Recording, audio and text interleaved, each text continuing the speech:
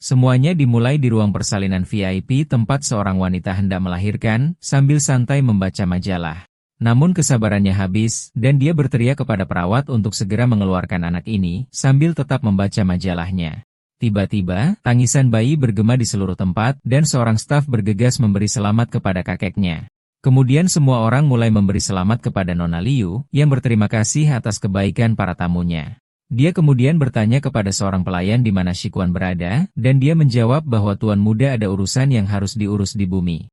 Kakek anak itu sangat marah atas ketidakhadiran putranya sendiri, menyebutnya sebagai orang yang benar-benar tidak berguna. Saat itu, jeritan aneh datang dari dalam ruang persalinan, mengejutkan semua orang di luar. Khawatir tentang situasinya, Lo berdiri dan bertanya apa yang sedang terjadi di sana. Sementara itu, di dalam ruangan, sang ibu kaget karena cahaya terang yang bersinar tepat di depannya. Setelah memasuki ruangan, kakek dan anak buahnya benar-benar membeku di tempat. Cahaya itu berasal dari bayi yang baru lahir, yang ditutupi petir kuning, dan tampak bersenang-senang dengan semua itu. Bayi itu berpikir bahwa tidak ada yang akan pernah menyangka orang biasa akan bereinkarnasi ke dalam keluarga ini dan bahkan membangkitkan indera ilahi.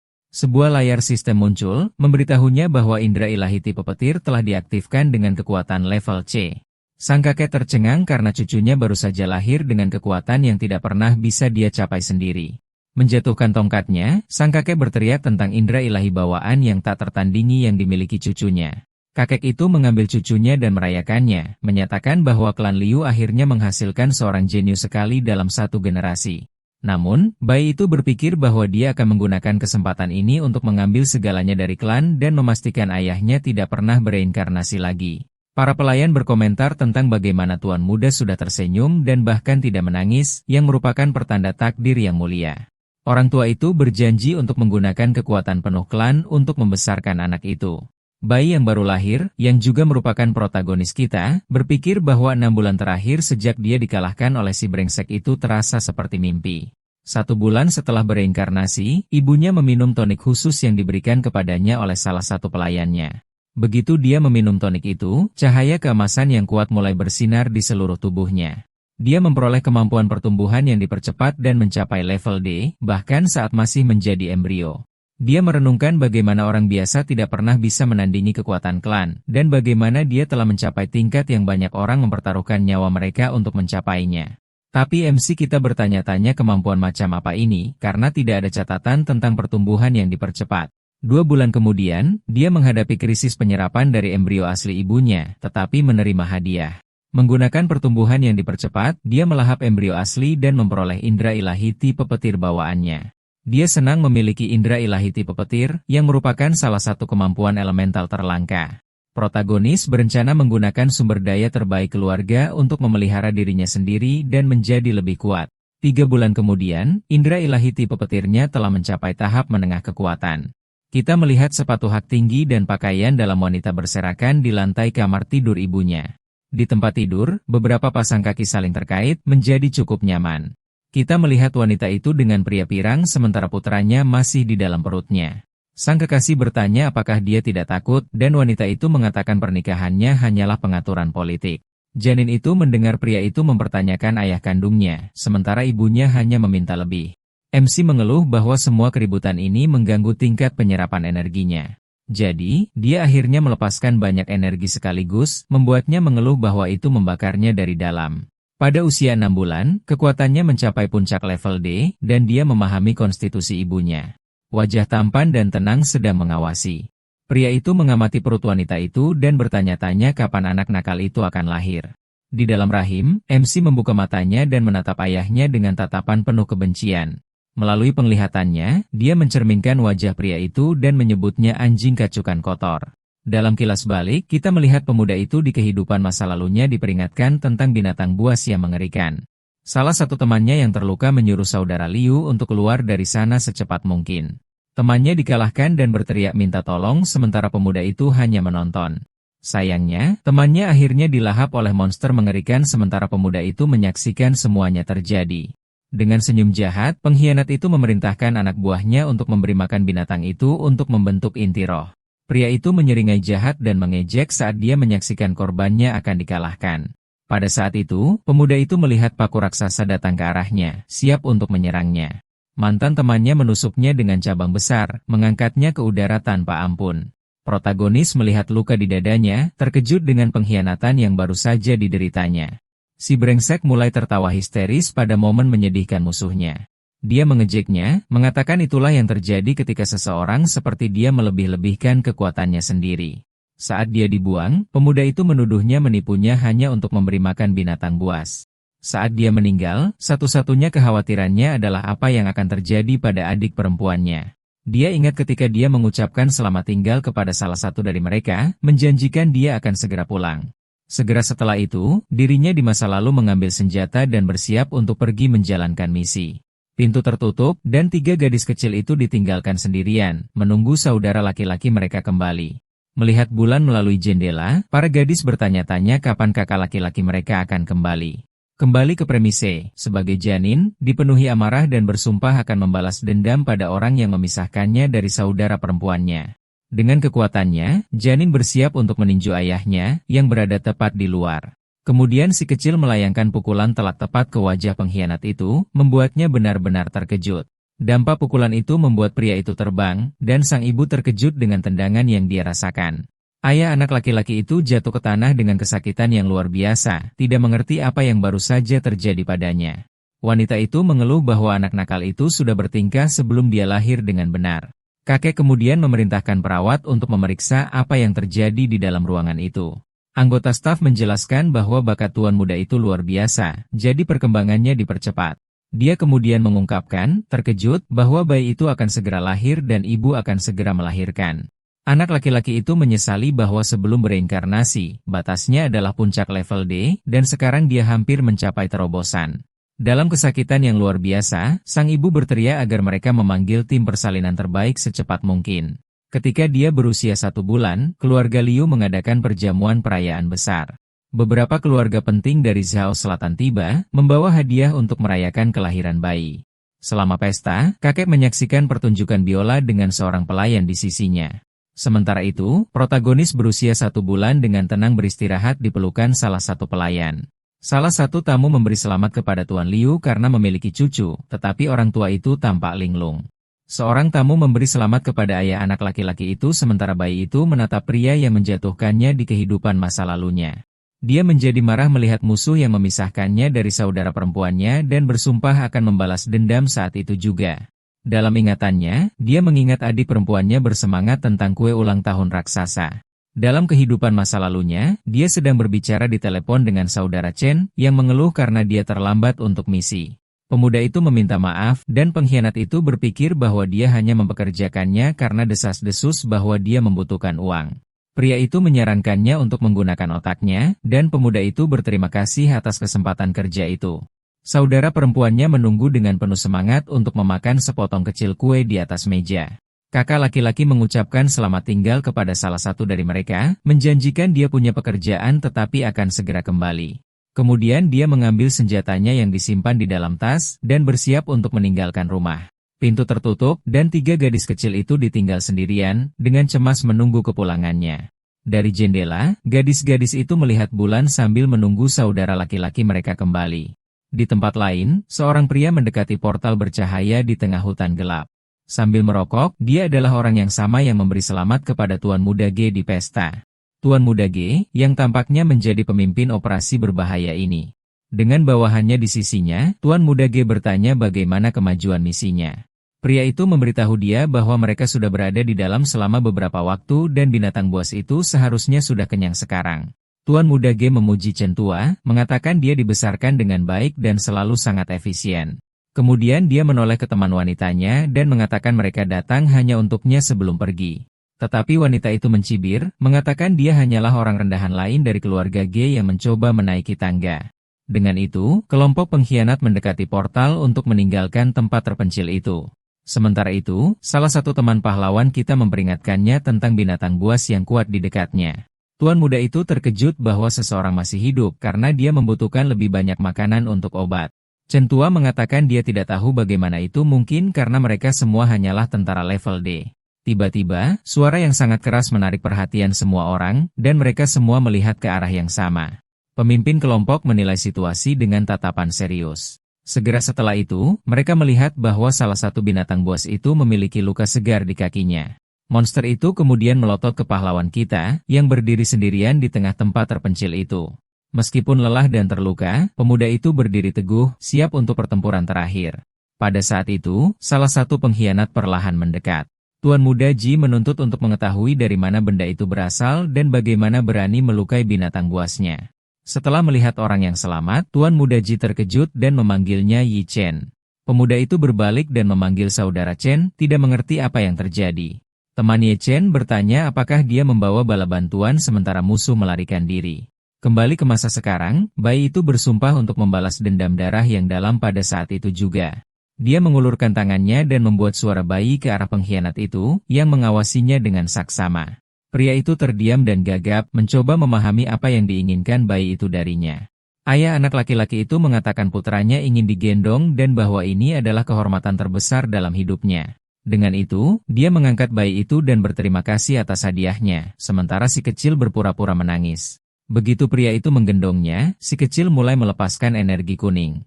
Kemudian dia menggunakan kekuatan tipe petirnya untuk memberi musuhnya sengatan yang sangat buruk. Pengkhianat itu menjerit kesakitan saat muatan listrik mengalir melalui seluruh tubuhnya. Dari kejutan itu, dia akhirnya menjatuhkan bayi itu, yang jatuh dengan keras ke lantai rumah besar. Para wanita di pesta itu terkejut dan melihat ke arah suara itu. Para musisi juga berhenti bermain karena terkejut dengan semua keributan itu. Kakek anak laki-laki itu mengawasi semuanya dengan ekspresi serius. Dengan itu, orang tua anak laki-laki itu terkejut dengan apa yang baru saja terjadi.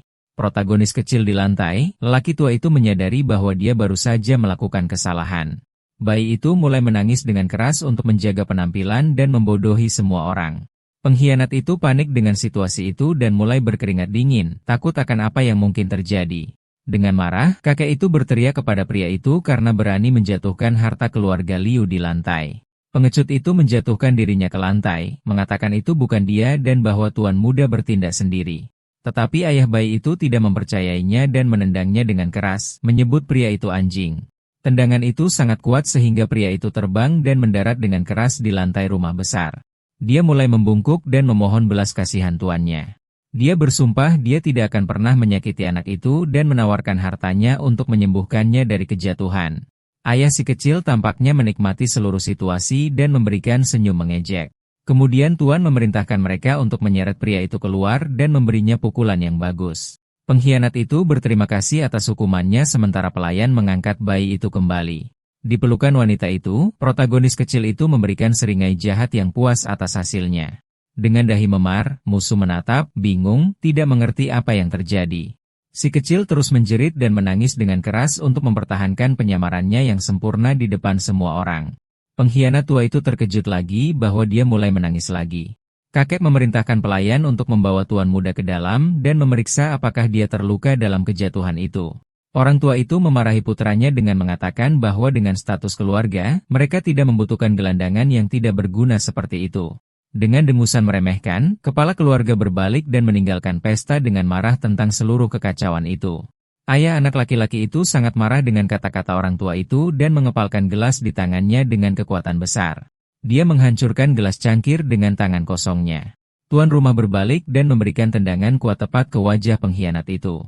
Tepat setelah itu, dia menendangnya lagi dan memerintahkannya untuk diseret keluar dan diberikan kepada anjing-anjing rumah. Para penjaga menangkapnya saat dia memohon belas kasihan, tetapi tidak ada yang peduli dengan penderitaannya. Tuan rumah menyuruh para tamu untuk melanjutkan pesta, dan bayi itu berpikir tentang bagaimana menyerap lebih banyak kekuatan. Dokter memeriksa si kecil dan mengatakan dia memiliki fisik yang luar biasa dan baik-baik saja. Kakek tertawa dan merayakan bahwa cucunya tidak menderita kerugian dan dalam kesehatan yang sangat baik. Tetapi yang paling penting bagi anak laki-laki itu sekarang adalah menemukan ketiga saudara perempuannya yang ditinggalkannya. Dia perlu tumbuh cukup cepat untuk bergerak dan mendapatkan esensi wanita itu. Bayi itu mulai menangis minta susu dan dokter. Dengan itu, orang tua itu memerintahkan mereka untuk memanggil menantunya untuk menyusuinya dan minum lebih banyak obat spiritual.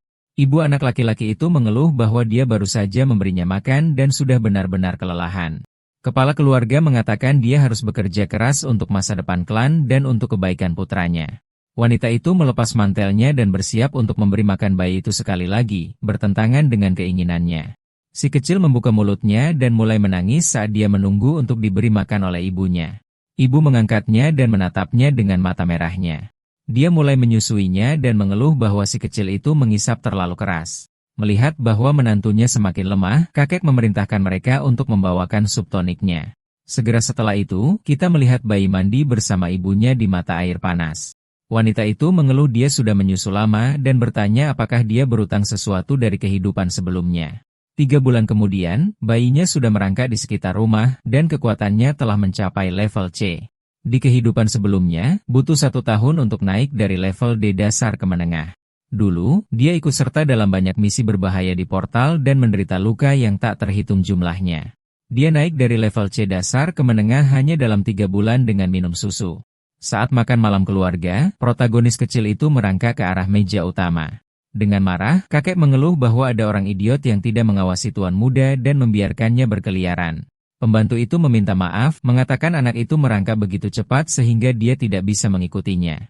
Ayah bayi itu bercanda bahwa putranya pasti ingin susu lagi, dan ibunya tampak kelelahan. Dia mengeluh bahwa anak itu sudah berada di dadanya selama 3 bulan dan dia butuh istirahat. Tetapi si kecil berpikir dia tidak boleh membuang waktu dan harus terus menjadi lebih kuat dan lebih kuat. Yang mengejutkan semua orang, bayi itu berdiri sendiri untuk pertama kalinya. Kakek dan kepala pelayan benar-benar terkejut melihat pemandangan yang luar biasa di depan mereka. Anak itu mulai berjalan menuju ibunya, yang memperhatikannya dengan kaget.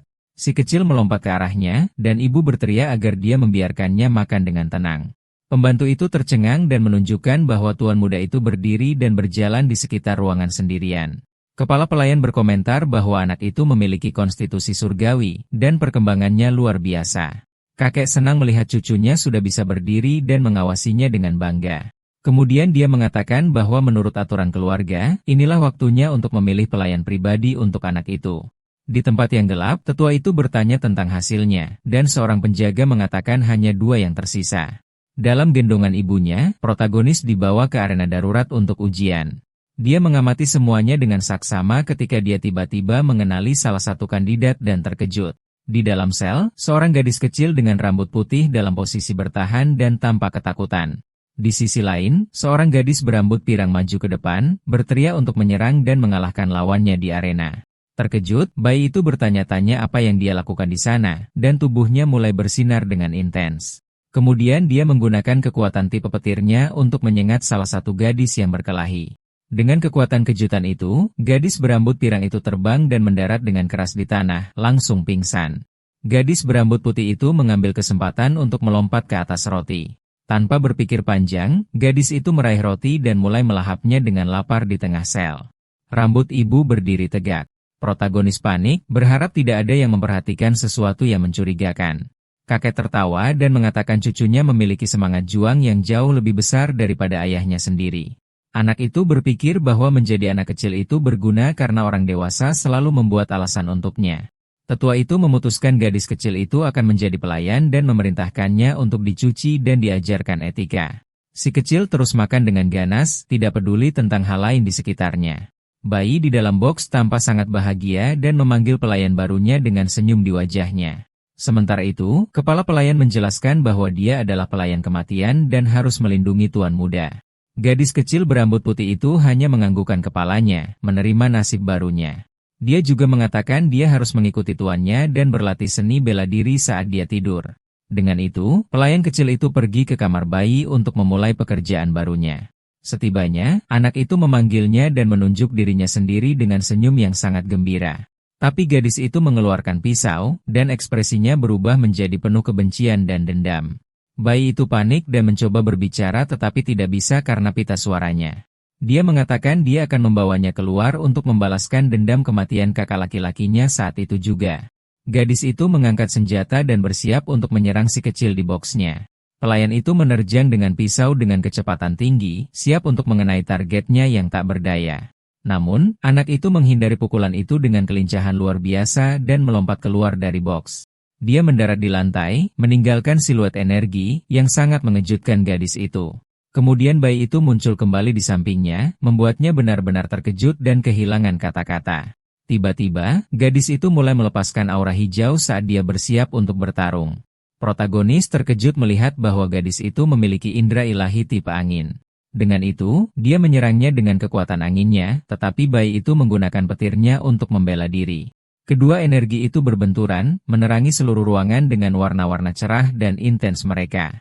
Dia berpikir bahwa menggunakan kedua kekuatannya pada saat yang sama terlalu berat untuk tubuh bayinya. Dia punya ide brilian untuk menyelesaikan situasi rumit ini.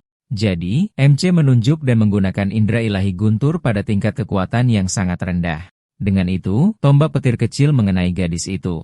Kejutan itu melumpuhkannya sesaat dan dia jatuh ke lantai, tidak dapat bergerak dengan benar. Si kecil tampak lega dengan hasilnya, tetapi jelas sangat lelah karena usaha itu. Terbaring di lantai, pelayan itu masih bisa merasakan listrik mengalir ke seluruh tubuhnya. Dia mendekat dengan hati-hati dan menyentuh bilah yang tajam. Si kecil sengaja memotong jarinya, dan setetes darah muncul di ujungnya. Kemudian dia menggunakan darahnya sendiri untuk menulis pesan di lantai untuknya. Dia berpikir itu hal yang baik, dia pintar dan berhasil menemukan rencana ini untuk berkomunikasi. Setelah membaca pesan itu, gadis itu mengerti segalanya, dan bayi itu membuka tangannya untuk pelukan. Tapi gadis itu menyerangnya lagi, dan bayi itu ingat dia belum bisa membaca. Dia menghindari pukulan itu dan khawatir, karena jika seseorang melihatnya mencoba menyerangnya, dia akan selesai. Sementara itu, pengkhianat berjalan melalui rumah besar sambil memegang kotak kayu di tangannya. Dalam kilas balik, ayah anak itu mengatakan bahwa dia hanya hidup karena dia masih berguna baginya. Terbaring di lantai, pria itu berterima kasih kepada tuan muda atas belas kasihannya dan berjanji untuk bekerja lebih keras. Tuan itu mengatakan kakek sangat marah dan bahwa dia harus menemukan cara untuk menyenangkan bayi itu. Pria itu berpikir bahwa dia menjual semua yang dia miliki untuk membeli barang langka di lelang. Tiba-tiba, dia mendengar suara tuan kecil dan bertanya-tanya apa yang terjadi di ruangan itu. Dengan itu, dia membuka pintu dan memasuki ruangan, memanggil rambut keluarga Liu. Setelah masuk, dia bertemu dengan pemandangan mereka berdua, saling mengejar di sekitar ruangan. Melihat kesempatan, bayi itu menatap pria itu dengan tatapan gelap dan rencana dalam pikirannya. Pengkhianat itu benar-benar bingung, tidak memahami apapun yang terjadi. Kemudian anak itu meraih tangan pelayan itu dan memutar pisaunya. Dia menggunakan kekuatan petirnya untuk memberi gadis berambut putih itu sedikit kejutan di dahinya. Dia jatuh ke lantai, dan bayi itu menangkap pisau di udara, menyelesaikan rencana sempurnanya. Tanpa ragu, bayi itu menusuk bahunya sendiri, dan pisau itu berlumuran darah. Pengkhianat itu benar-benar terkejut dengan pemandangan itu dan berteriak ketakutan, tidak percaya dengan matanya. Selanjutnya, anak laki-laki itu melemparkan pisau berdarah itu ke arah pria yang memperhatikannya. Pria malang itu menangkap senjata itu di udara dan membeku ketakutan, tidak tahu apa yang harus dilakukan. Karena terkejut, dia akhirnya menjatuhkan kotak yang dipegangnya. Kemudian protagonis kecil itu menarik napas dalam-dalam, mempersiapkan penampilan besarnya. Segera setelah itu, dia mulai merengek dengan keras di atas gadis yang pingsan di atas karpet. Pria itu memegang pisau berdarah itu, benar-benar putus asa dengan seluruh situasi. Mendengar suara itu, kakek dan yang lainnya datang berlari untuk melihat apa yang terjadi. Tetua dan putranya menatap pemandangan itu dengan ekspresi serius. Si kecil terus menangis dan bersandar pada pelayan agar terlihat seperti dia melindunginya. Dengan marah, kakek menunjuk ke pengkhianat itu dan menuduhnya mencoba menyerang cucunya. Pria itu melemparkan pisau ke lantai dan mencoba membela diri, mengatakan bahwa dia bukan orang yang bersalah. Tetapi sang ayah tidak mempercayainya dan meninjunya karena berani menyakiti putranya. Dengan putus asa, dia menjelaskan bahwa gadis itu menyerang bayi itu, dan dia membela diri. Bayi itu melanjutkan akting menangisnya sementara pengkhianat itu berteriak putus asa dengan hidung berdarah. Dia bersumpah kepada tetua bahwa dia mengatakan yang sebenarnya, tetapi sepertinya tidak ada yang mempercayai ceritanya. Ayah anak laki-laki itu memukulnya dengan pukulan lain dan dengan marah bertanya di mana hadiahnya. Dengan putus asa, pria itu mencari hadiah yang dijatuhkannya di lantai selama kekacauan itu. Kakek memuji gadis kecil itu karena melindungi cucunya dan memerintahkannya untuk dibawa beristirahat. Tetua itu meletakkan tangannya di bahu tuan muda itu, yang menegang. Tetua itu memelototinya, mata merahnya bersinar dengan intensitas amarah. Dia mengatakan dia mengajari putranya cara memelihara anjing, tetapi dia hampir kehilangan harapan keluarga Liu. Setelah itu, kelompok itu meninggalkan ruangan, meninggalkan pengkhianat itu berlutut di lantai. Sangat ketakutan. Pria itu mulai berkeringat dingin dan gemetar ketakutan tentang apa yang mungkin terjadi padanya sekarang. Tiba-tiba, ayah bayi itu berbalik dan memelototinya dengan tatapan penuh kebencian dan penghinaan. Dia menendangnya dengan keras dan mengatakan dia memberinya kesempatan, tetapi dia berani mencoba dan menyakitinya. Pria itu mencoba menjelaskan, tetapi sang tuan memerintahkannya untuk diseret keluar dan diberikan kepada anjing. Melihat rencananya berhasil, protagonis kecil itu akhirnya menghela napas lega dengan hasilnya. Dengan luka di bahunya, si kecil melihat gadis tak sadarkan diri di lantai, khawatir. Saat itu, kepala pelayan mendekat dan mengatakan dia perlu membawa pelayan itu untuk segera diobati. Tetapi dia panik ketika dia ingat dia menulis pesan di lantai tepat di bawahnya. Jadi, anak laki-laki itu berbaring di atas gadis itu dan menggelengkan kepalanya untuk menghentikan pria itu membawanya. Anggota staf kemudian mengangkat tuan kecil itu, mengangkatnya dari gadis tak sadarkan diri. Dengan itu, kepala pelayan menempatkannya kembali di ranjang bayi sementara anak laki-laki itu terlihat sangat tertekan. Melihat bahwa pria itu akan menjemput pelayan itu, dia bertanya-tanya apakah dia harus menjatuhkannya dengan sengatan listrik. Tiba-tiba, sebuah ide menghantamnya dan dia melihat ke arah pembantu dengan rencana baru dalam pikiran. Anggota staf menjemput gadis kecil itu, dan genangan darah tertinggal di lantai kamar tidur. Protagonis terkejut melihat bahwa pelayan itu juga benar-benar terluka. Melihat noda darah di pakaian gadis itu, kepala pelayan juga sangat terkejut. Si kecil bingung dengan situasi itu dan tidak mengerti bagaimana dia bisa terluka. Setelah itu, dia membawanya keluar dan memerintahkan kamar tuan muda untuk dibersihkan. Sendirian di ranjang bayi, anak laki-laki itu menghela napas lega tetapi bertanya-tanya apa yang sedang terjadi. Tetapi dia mengesampingkannya karena dia memiliki hal-hal yang lebih penting untuk dilakukan pada saat itu. Dia melompat keluar dari ranjang bayi, siap untuk rencana berikutnya. Di ruang pesan, minyak khusus sedang disiapkan untuk ibunya. Wanita itu kemudian menerima pijat punggung yang menenangkan dari salah satu pembantu rumah tangga. Ibu anak laki-laki itu tampak sangat santai, menikmati momen damai yang langka. Tetapi ketenangan berakhir ketika si kecil memanggil susu, tiba-tiba mengejutkannya. Dia merangkak ke arahnya, dan wanita itu mengeluh bahwa dia ada di sini lagi dengan nafsu makannya yang besar. Anak laki-laki itu mulai menyusu, dan ibu itu mengeluh, bertanya berapa lama dia akan terus menyusu. Tetapi dia perlu mempercepat pertumbuhannya sehingga dia bisa berbicara dan menjelaskan segalanya kepada pelayannya. Seminggu kemudian, waktu berlalu begitu saja di rumah mewah keluarga Low. Dan begitu saja, karakter utama kita sekarang terlihat seperti anak berusia 3 tahun dan akhirnya mulai berbicara. Gadis pelayan berambut putih kecil itu masih memberinya tatapan sinis yang serius. Dia masih yakin dia adalah orang yang bersalah atas semua yang terjadi dengan kakak laki-lakinya. Jadi anak itu beralih ke Yai dan menjatuhkan bom. Dia adalah saudaranya. Gadis itu, seperti, benar-benar terpana. Dia hanya membeku, dan matanya berubah menjadi warna merah tua. Kemudian dia bertanya padanya apakah kue yang dibelikan kakaknya untuknya enak. Pertanyaan itu mengirimnya ke jalur ingatan, dan dia mulai menjadi sangat emosional. Dalam ingatannya, dia ingat kakaknya memanggilnya dan saudara perempuannya yang lain untuk datang makan kue. 3 gadis kecil menjadi sangat bersemangat melihat kue ulang tahun tepat di depan mereka. Dia ingat kakak laki-lakinya memotong sepotong kue untuk adik perempuannya. Gadis itu ingat dia ditelepon, menerima perintah untuk bergabung dengan timnya untuk sebuah misi. Salah satu saudara perempuan mencoba merebut sepotong, tetapi yang lain menghentikannya, menyuruhnya untuk menunggu saudara mereka. Setelah itu, 3 anak kecil berada di jendela, mengamati bulan dan menunggunya untuk kembali. Pada saat itu, wajah dirinya yang dulu muncul tercermin di bulan purnama, seperti ingatan. Dalam pantulan bulan, wajah lamanya menyatu dengan wajah bayinya saat ini. Dia menatap gadis kecil itu dengan senyum lembut, matanya berkaca-kaca. Menyadari itu dia tidak bisa menahannya lagi, dan mulai menangis. Dia jatuh ke lantai dan mulai menangis terseduh-seduh, hanya meratap tak terkendali. Dia menutupi mulutnya dan menyuruhnya diam agar tidak ada yang mengetahui rahasia mereka. Dengan tangan mungilnya, dia mencoba meredam isakan gadis itu agar mereka tidak ketahuan. Tepat setelah itu, dia melingkarkan lengannya di sekelilingnya, memeluknya dengan sekuat tenaga, merasakan campuran kelegaan dan kebahagiaan. Masih menangis, gadis kecil itu bertanya apakah orang di depannya benar-benar saudara laki-lakinya yang tercinta.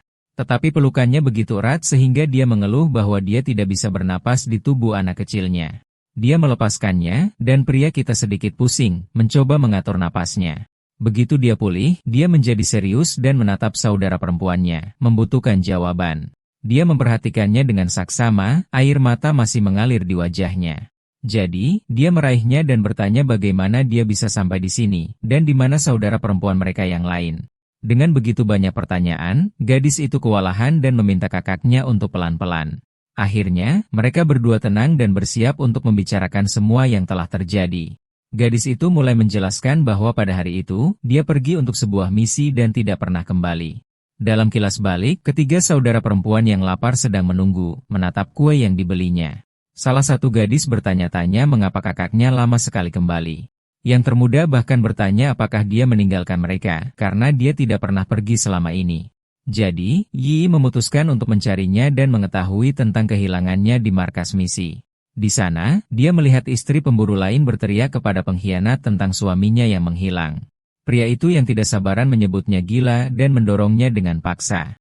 Pemburu lain muncul dan menuduh pria itu pergi ke portal dengan Tuan Muda Liu dan yang lainnya. Pada saat itu, gadis pelayan kecil itu mengerti bahwa pria inilah yang berada di balik segalanya. Pengkhianat itu hanya melihat dengan ekspresi kesal di wajahnya, santai merokok. Dia melepaskan tembakannya, bersiap untuk menyerang penuduhnya.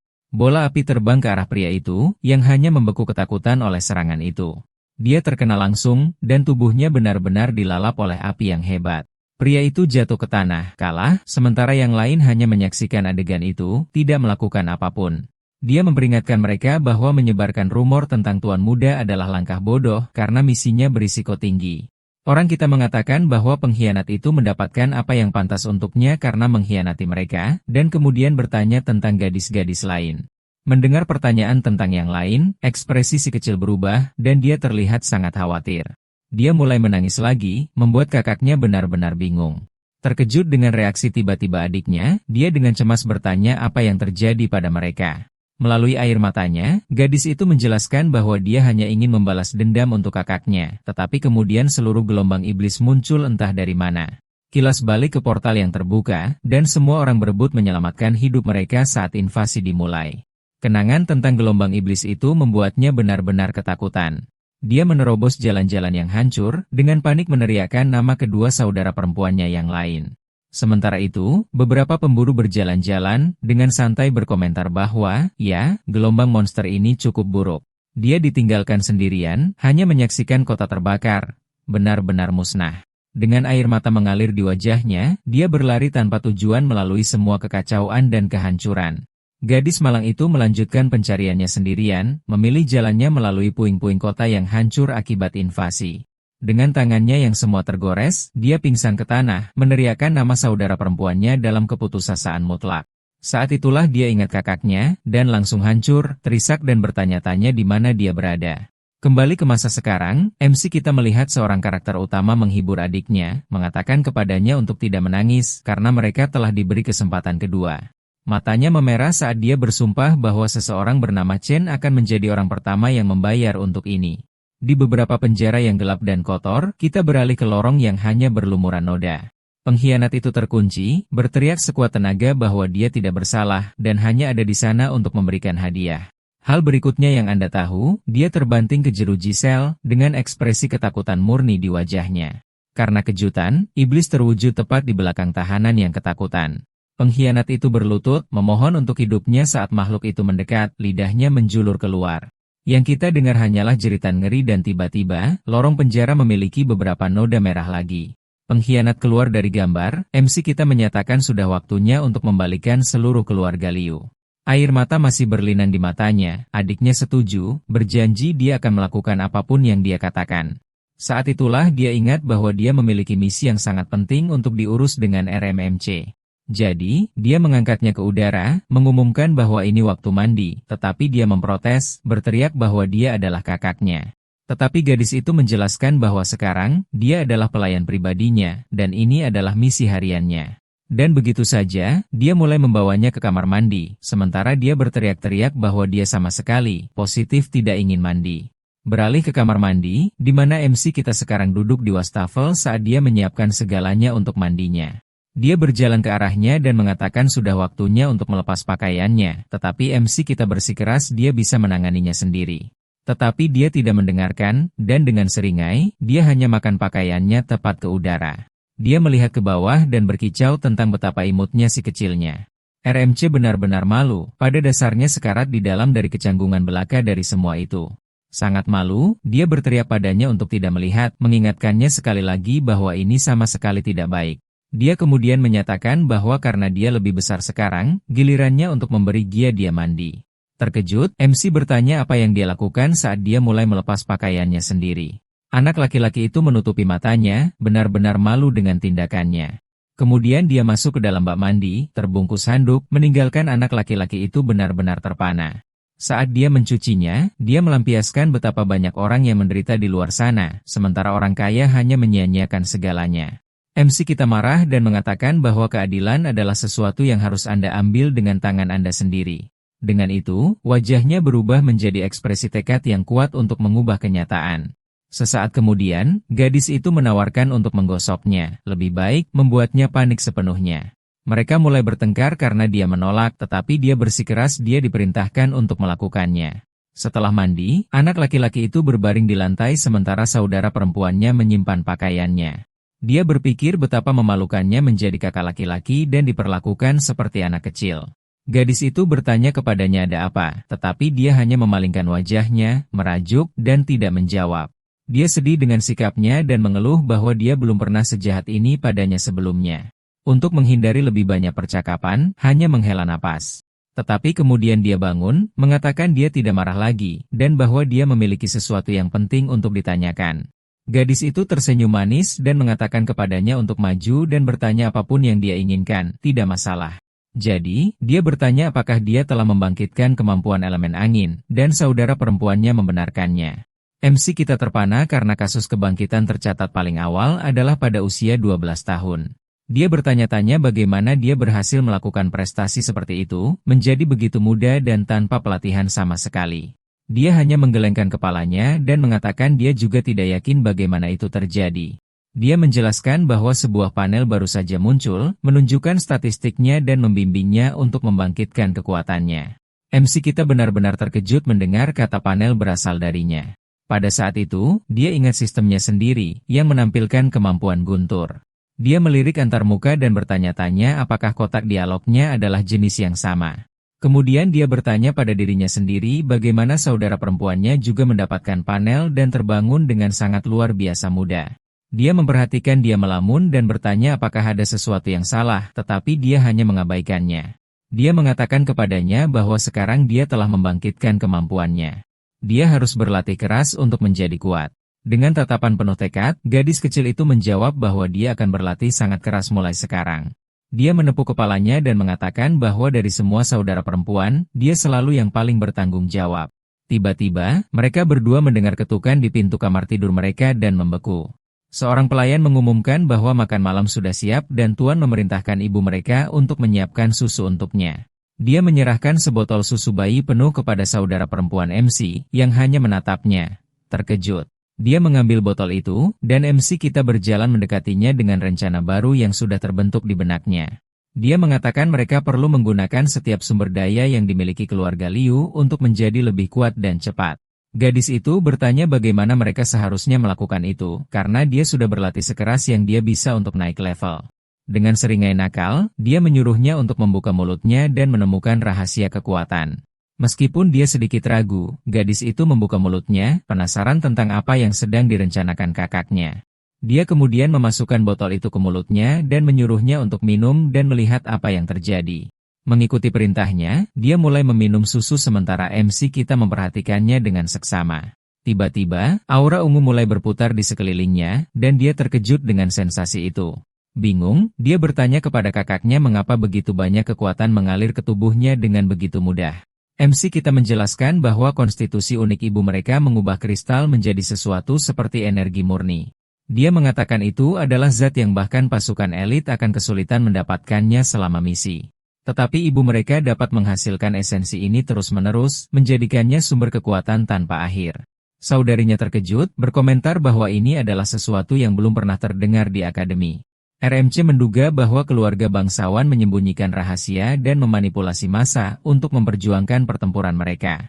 Dengan tatapan tekad, dia menyimpulkan bahwa mereka harus mengungkap setiap rahasia tersembunyi ini. Saudarinya kemudian menawarkan botol itu kepadanya, menyuruhnya untuk minum juga agar dia bisa menjadi lebih kuat. Tetapi dia menolak, menyuruhnya untuk menghabiskannya semua dan mencapai batas kekuatannya terlebih dahulu. Kemudian dia mulai berjalan pergi, matanya tertuju pada tujuan berikutnya. Dia mengatakan dengan keras bahwa dia juga akan pergi makan sementara saudara perempuannya terus minum dari botol itu. Tiba di kamar ibunya, para pelayan bertanya-tanya mengapa dia kembali ke sana lagi. Hal berikutnya yang kita lihat adalah anak laki-laki itu menyusul langsung dari ibunya di kolam rumah tangga. Wanita itu mengeluh bahwa dia sudah menyediakan begitu banyak susu sehingga si bocah kecil itu hanya makan dan makan tanpa henti. Salah satu pelayan dengan cepat memerintahkan yang lain untuk menyiapkan lebih banyak makanan obat untuk nyonya. MC kita berpikir dalam hati bahwa balas dendam dimulai sekarang, dan bahwa dia dan saudara perempuannya akan menjungkir balikan tatanan surga itu sendiri. Saat petir menyambar di atas rumah besar, dia bersumpah bahwa dia akan membalikan keluarga Liu sepenuhnya. Pahlawan kita merangkak di lantai kamar tidurnya, dengan tatapan tekad di wajahnya saat dia mencari sesuatu. Sementara itu, kita mendapatkan kilas balik tentang pengkhianat yang panik, berteriak bahwa hadiah itu ada di tangannya saat dia dengan panik mencarinya. Kemudian MC kita mengintip di bawah sepotong furnitur dan melihat kotak kecil yang dijatuhkan oleh pengkhianat itu. Dengan seringai puas, dia mengambil hadiah itu, mengira itu pasti sesuatu yang sangat berharga bagi keluarga. Dia kemudian membuka kotak itu dan cahaya biru yang kuat menerangi wajah kecilnya. Di dalamnya, ia menemukan kristal biru besar dan bertanya-tanya apakah itu kristal binatang ajaib. Panel sistem segera muncul, memberitahunya bahwa itu adalah kristal keterampilan elemen petir yang langka. RMC bingung karena dia tidak tahu bahwa keterampilan dapat diserap alih-alih dikembangkan. Sistem menjelaskan bahwa setelah berburu binatang buas yang berevolusi, ada peluang untuk mendapatkan barang-barang langka ini. Pria kecil kita terkejut bahwa sesuatu seperti ini bahkan ada, tetapi menjadi curiga, bertanya bagaimana suara itu tahu pikirannya. Pada saat itu, dia benar-benar terkejut, ekspresi panik murni di wajahnya saat dia menyadari apa yang telah terjadi. Suara itu mengatakan itu ada dalam kesadarannya, dan dia mencibir, mengatakan dia tahu semua tentang kiasan ini dari novel. Dia ingat bahwa di kehidupan masa lalunya, dia adalah seorang siswa yang kecanduan game dan novel web yang memiliki sistem. Dalam cerita-cerita itu, karakter utama mendapatkan hadiah dan membalikan keadaan, membalas dendam pada musuh-musuh mereka. Dengan marah, dia berteriak bahwa sistem itu tidak berguna, tetapi suara itu membalas bahwa tanpa itu, dia bahkan tidak akan bereinkarnasi. MC berhenti, berpikir sejenak, dan harus mengakui bahwa suara misterius itu ada benarnya. Dengan tangan disilangkan, dia kemudian mempertanyakan hubungannya dengan sistem adik perempuannya. Suara itu menyangkal segala jenis hubungan dan mendesaknya untuk menjadi lebih kuat dan cepat. Dia setuju dan menjadi fokus mengetahui dia perlu mengambil setiap kesempatan yang bisa dia dapatkan. Dia kemudian duduk di lantai dan dengan konsentrasi penuh, mulai menyerap energi kristal. Dengan itu, energi ilahi yang kuat mulai mengalir melalui tubuh kecilnya. Sesaat kemudian, dia mengulurkan tangannya dan berhasil memanggil tombak petir keterampilan barunya. Dia benar-benar terpana, baru saja memperoleh keterampilan yang seharusnya membutuhkan waktu 10 tahun untuk dikuasai. Dia merasakan kekuatan yang terkondensasi di tombak dan bertanya-tanya seberapa kuatnya itu. Tanpa berpikir dua kali, dia melemparkan senjata itu dengan sekuat tenaga untuk menguji kekuatan barunya. Protagonis menyaksikan saat serangan listriknya yang kuat terbang di udara. Suara ledakan menarik perhatian kakek yang datang berlari bersama kepala pelayan untuk melihat apa yang terjadi. Tetapi apa yang mereka temukan adalah ayah anak laki-laki itu, dengan celana dalam SpongeBob-nya, mengeluh kepada ibu MC tentang kebisingan itu. Kakek dan adik perempuan MC benar-benar terpana oleh pemandangan itu. Anak laki-laki itu melihat lubang raksasa yang baru saja dia ledakkan di dinding rumah besar dengan keterampilan barunya. Dengan marah, kakek menuntut untuk tahu siapa yang melakukannya, dan kepala pelayan menjelaskan bahwa dia mendengar petir datang dari kamar. Tetapi setelah melihat cucunya, suasana hati lelaki tua itu berubah, dan dia mengangkatnya, merayakan keterampilan ilahi barunya. Dia kemudian memuji ibu anak laki-laki itu, berterima kasih padanya karena begitu produktif bagi keluarga. Namun, ayah anak laki-laki itu tampak jengkel dengan seluruh situasi dan mengeluh tentang kebisingan yang dia buat. Mendengar itu, kakek memarahinya, mengatakan dia seharusnya bangga dengan bakat luar biasa putranya. Kakek kemudian memutuskan dia akan membawa cucunya ke festival berburu tahunan keluarga. Sesaat kemudian, kepala keluarga bertanya kepada kepala pelayan apakah semuanya sudah diatur untuk acara tersebut. Orang tua itu tertawa, mengatakan bahwa keturunannya perlu mempelajari nilai sejati mereka sejak usia muda. Digendong di pelukan ibunya, protagonis kita kesal, tidak tahu apa yang mereka rencanakan. Maka, kelompok itu berjalan menyusuri lorong panjang menuju lokasi festival berburu. Sesampainya di sana, kakek menggunakan energinya untuk membuka gerbang melingkar besar di depan mereka. Gerbang terbuka memperlihatkan pusaran energi ungu cerah yang besar kepada semua orang. Berdiri di depan portal dimensional, kepala keluarga bersiap untuk memimpin kelompok itu masuk. MC terpana menyadari bahwa keluarga Liu dapat membuka portal dimensional sendiri. Dia marah memikirkan berapa banyak rahasia yang disembunyikan oleh yang kuat dari yang lemah yang hanya berjuang untuk bertahan hidup. Kelompok itu kemudian melangkah melalui portal dan tiba di hutan lebat dan sunyi di sisi lain. Sementara kakek memujinya, ibu MC mengeluh bahwa dia tidak pernah berhenti makan sepanjang hari. Tiba-tiba, ayah MC menunjuk ke langit dan berteriak peringatan bahwa sesuatu sedang mendekat. Semua orang mendongak untuk melihat jejak asap mendekat dengan cepat. Benda misterius itu melesat melalui pepohonan dengan kecepatan luar biasa. Tak lama, ular berkepala banyak raksasa muncul dan menyerang sekelompok pemburu dengan brutal. Seorang pemburu mencoba menyerang makhluk itu, tetapi senjatanya hancur, sementara yang lain menggunakan medan gaya untuk membela diri. Saat dia melihat ular piton peringkat C dan raja piton peringkat B di portal peringkat C, protagonis dan saudara perempuannya terkejut, dan gadis itu mengenali salah satu pemburu. Tepat saat itu, salah satu ular menerjang ke arah salah satu pemburu wanita. Yang mengejutkan semua orang, gadis berambut merah itu berhasil menahan mulut makhluk itu terbuka dengan tangan kosong. Tapi dia berjuang sekuat tenaga untuk menghindari digigit oleh taring tajam monster raksasa itu. Meski begitu, kekuatan ular itu terlalu besar, dan ia menjatuhkannya dengan satu pukulan. Pemimpin pemburu kemudian berteriak agar semua orang bertarung saat mereka mundur dari daerah berbahaya itu. Pemimpin kelompok mencoba menangkis monster itu dengan perisai, tetapi pemburu lain mencoba menyerangnya dari belakang. Gadis berambut merah itu berlari dan berteriak putus asa agar dia berhati-hati. Tapi pukulan pemburu itu menembus perisai, mengenai kapten dengan kekuatan penuh. Kekuatan pukulan itu membuat pemburu yang melawan ular itu kehilangan perisainya. Pada saat itu, ular raksasa itu disambar petir ungu yang datang dari pemburu lain. Pemburu lain berteriak marah pada pengkhianat karena menyerang kapten mereka. Pengkhianat itu hanya tersenyum jahat saat dia bersiap untuk menyerang pria lainnya. Dengan pukulan keras, dia tanpa ampun menyerang pemburu itu, membuatnya terluka parah. Salah satu pemburu lainnya terkejut karena dia sepertinya telah mengenali penyerang itu. Dia mengungkapkan bahwa pria itu adalah Kui Aisheng, seorang penjahat yang sebelumnya telah dihukum. Kui Sheng mulai tertawa seperti orang gila melihat keputusasaan pemburu itu. Dia kemudian menendang pria itu, membuatnya terbang dengan kekuatan luar biasa. Pemburu yang terluka itu melayang tepat ke mulut ular raksasa itu, yang sedang menunggunya. Protagonis kecil kita menyaksikan semuanya, dengan ekspresi muram. Dia ingat kehidupan masa lalunya ketika Cui Sheng melemparkan seorang teman ke kehancurannya. Percikan darah muncul melambangkan apa yang baru saja terjadi. Saat itu, dia menyaksikan teman-temannya dikeluarkan satu persatu. Monster yang mereka beri makan dengan rekan mereka sendiri muncul, mengesankan dan menakutkan. Dengan senyum kejam, ayah MC memerintahkan mereka untuk memberi makan makhluk itu untuk membentuk harta karun. Dia kemudian menyuruh Cui Sheng untuk menyerang diri masa lalu pahlawan kita tanpa berpikir dua kali. Anak buah itu bergegas menuju pemuda itu, siap untuk memberikan pukulan itu. Tetapi pria itu mengaktifkan kekuatannya dan bersiap untuk bentrokan yang tak terhindarkan dengan musuhnya. Ace Fist bersinar dengan energi yang kuat saat dia mendekat. Kedua tinju mereka bertabrakan dalam benturan keras dan penuh kekuatan. Dia memberitahu kita bahwa Kui Aishong seperti iblis yang suka menghancurkan orang. Terungkap bahwa dia dilindungi oleh keluarga Liu dan sekarang menjadi salah satu anak buah mereka. Kembali ke masa sekarang, saudara perempuannya bertanya-tanya bagaimana mereka bisa menyelamatkan gadis berambut merah itu. Tetapi protagonis kita tampaknya punya ide, dan matanya berbinar, sebuah rencana sudah terbentuk di benaknya. Jadi, dia berbalik dan mulai makan lagi, yang benar-benar membuat ibunya kesal.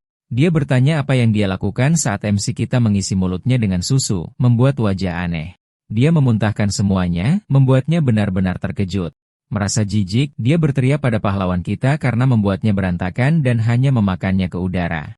Melihat keributan itu, kakek anak laki-laki itu memasang ekspresi marah di wajahnya karena semua kekacauan itu. Tepat setelah adik perempuan MC beraksi.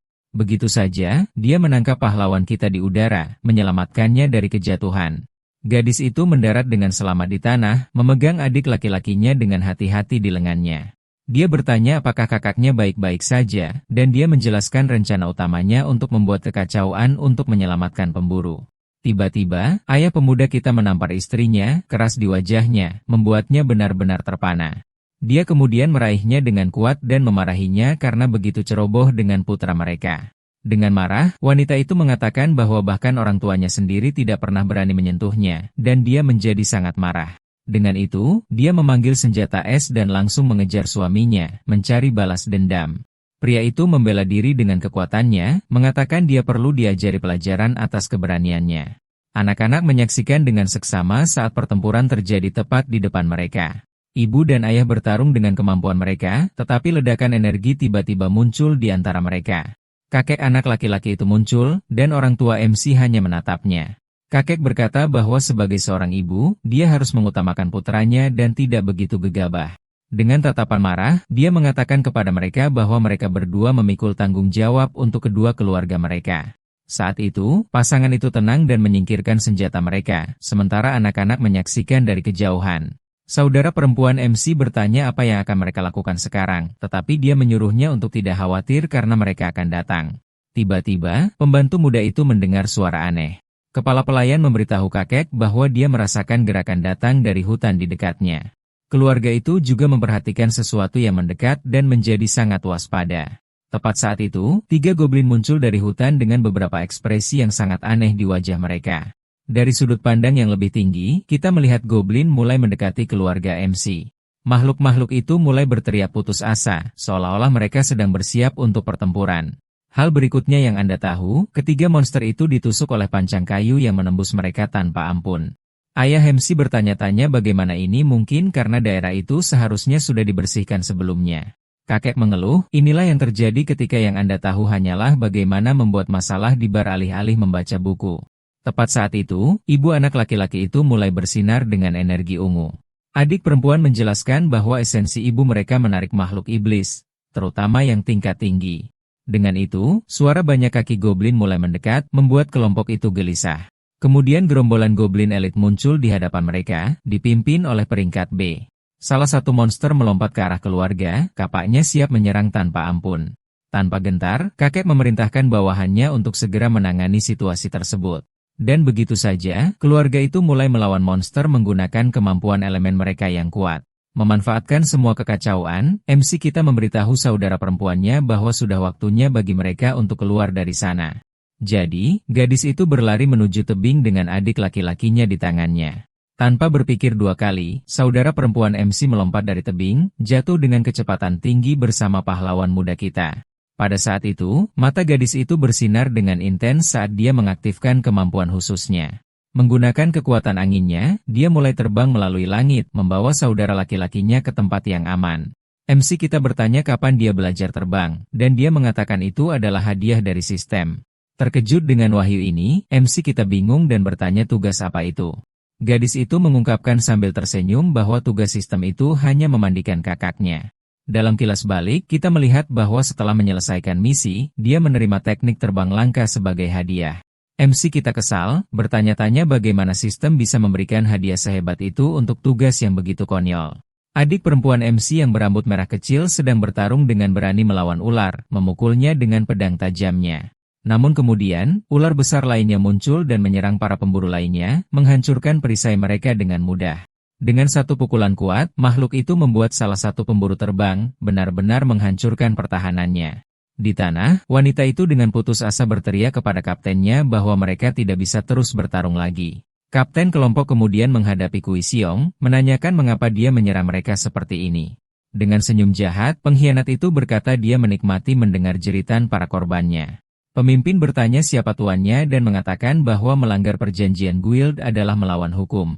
Penjahat itu menjawab bahwa hukum hanya untuk yang lemah dan untuk rakyat jelata seperti mereka, dan bahwa dia tidak peduli.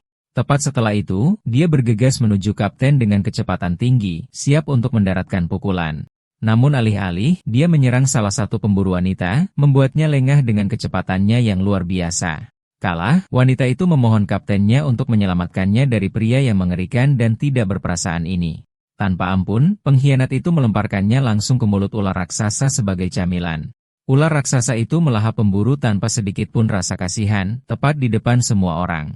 Dalam keputusasaan, Kapten berteriak bahwa misi telah gagal dan menyuruh semua orang lari untuk menyelamatkan hidup mereka. Gadis berambut merah itu lumpuh karena ketakutan dan keterkejutan dari pemandangan mengerikan yang baru saja dia saksikan. Dibutakan oleh amarah, pemimpin kelompok menyerbu maju dengan pedangnya, berteriak bahwa dia akan menghabisi pengkhianat itu.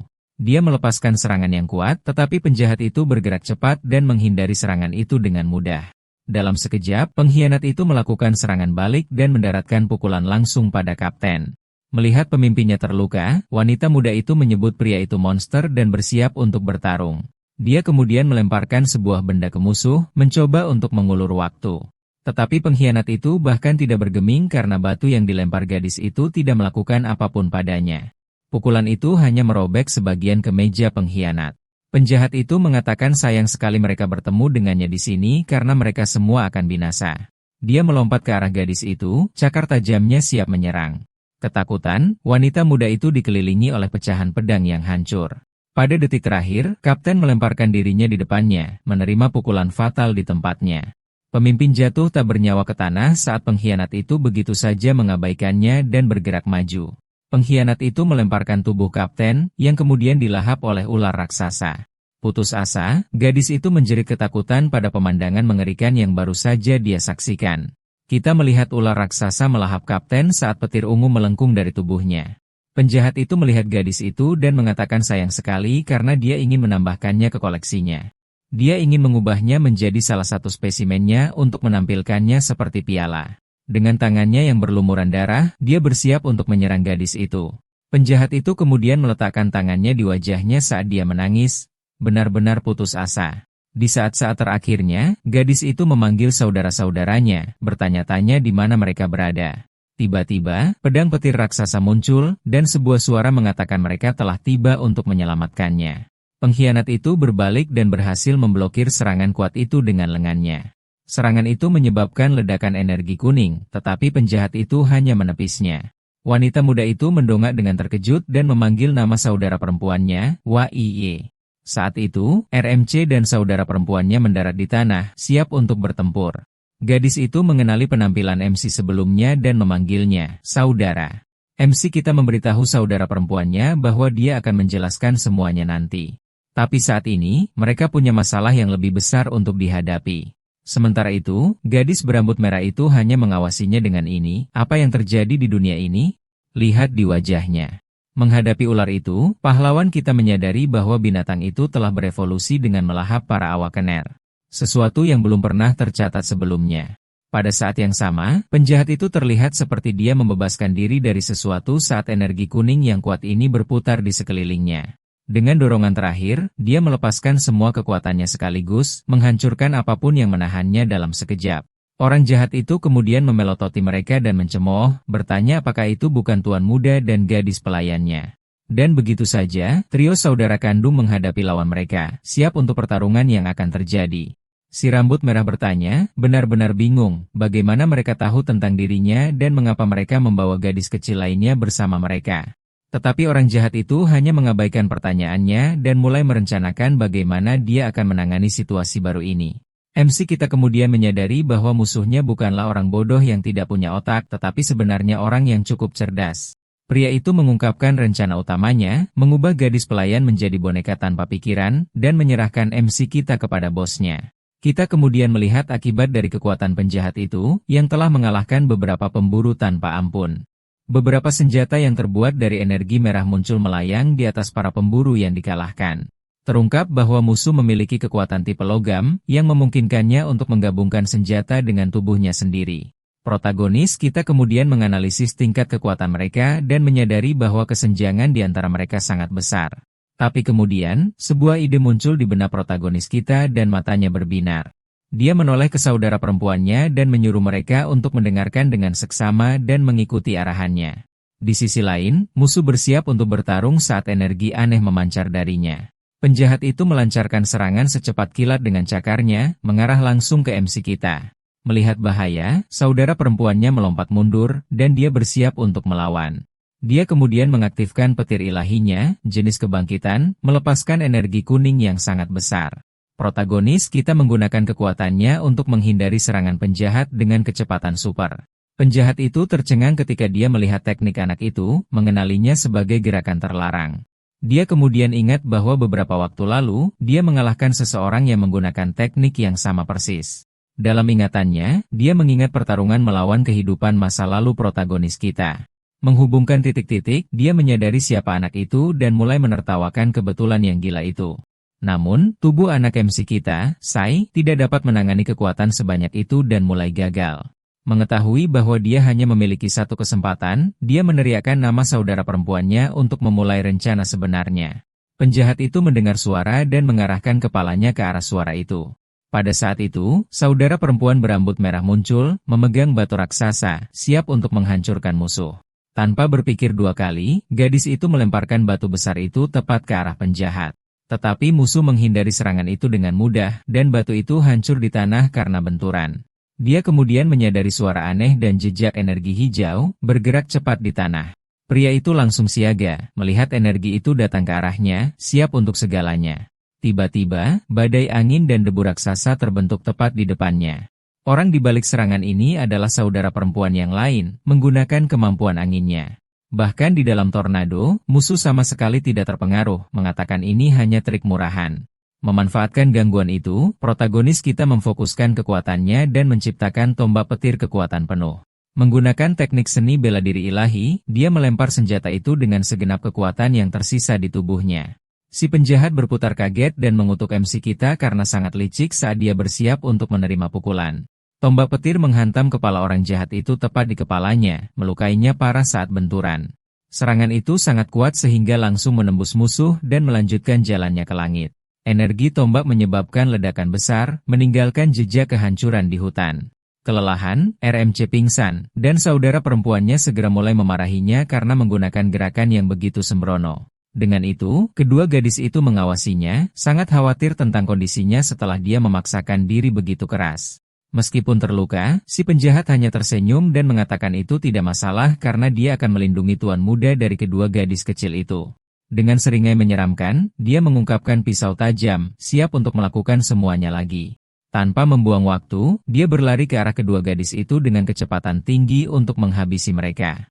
Gadis pelayan itu meneriakkan peringatan dan melompat di depan kepala serangan untuk melindunginya dari serangan musuh yang datang. Dengan pukulan brutal, dia mendaratkan pukulan langsung pada gadis berambut putih itu dengan kekuatan luar biasa.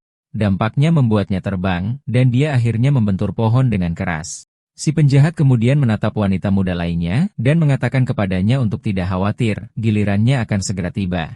Dia mengubah tangannya menjadi bilah tajam dan bersiap untuk serangan tanpa ampun berikutnya. Dengan bilahnya, dia menjepit wanita muda itu dan menyuruhnya menjadi umpan yang baik untuk rencananya. Tetapi petir kuning menyambar dan membelokkan serangan itu, menyelamatkan gadis itu pada detik terakhir. Musuh kemudian membidik protagonis, siap untuk menusuknya dengan belati kecilnya. Dia menggenggam senjata itu dengan erat dan membawanya ke bawah, dengan niat penuh untuk mengakhiri bocah itu di sana. Bila itu kemudian menembus punggung RMC, melukainya parah. Si penjahat mengirimnya terbang sementara saudara perempuan berambut merah itu menyaksikan dengan putus asa. Gadis itu kemudian berhasil membebaskan diri, meraih saudara laki-lakinya yang terluka, dan melarikan diri. Si penjahat mengepalkan tinjunya, bertanya mengapa MC kita begitu terburu-buru untuk bertemu dengan penciptanya.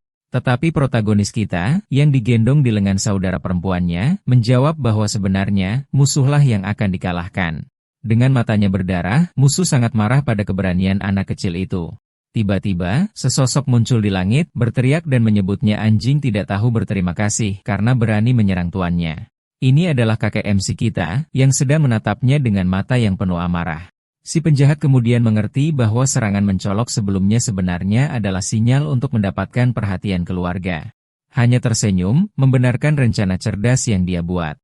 Mundur sedikit, keluarga tiba di lokasi perkelahian, dan kepala pelayan mengatakan tuan muda telah pergi.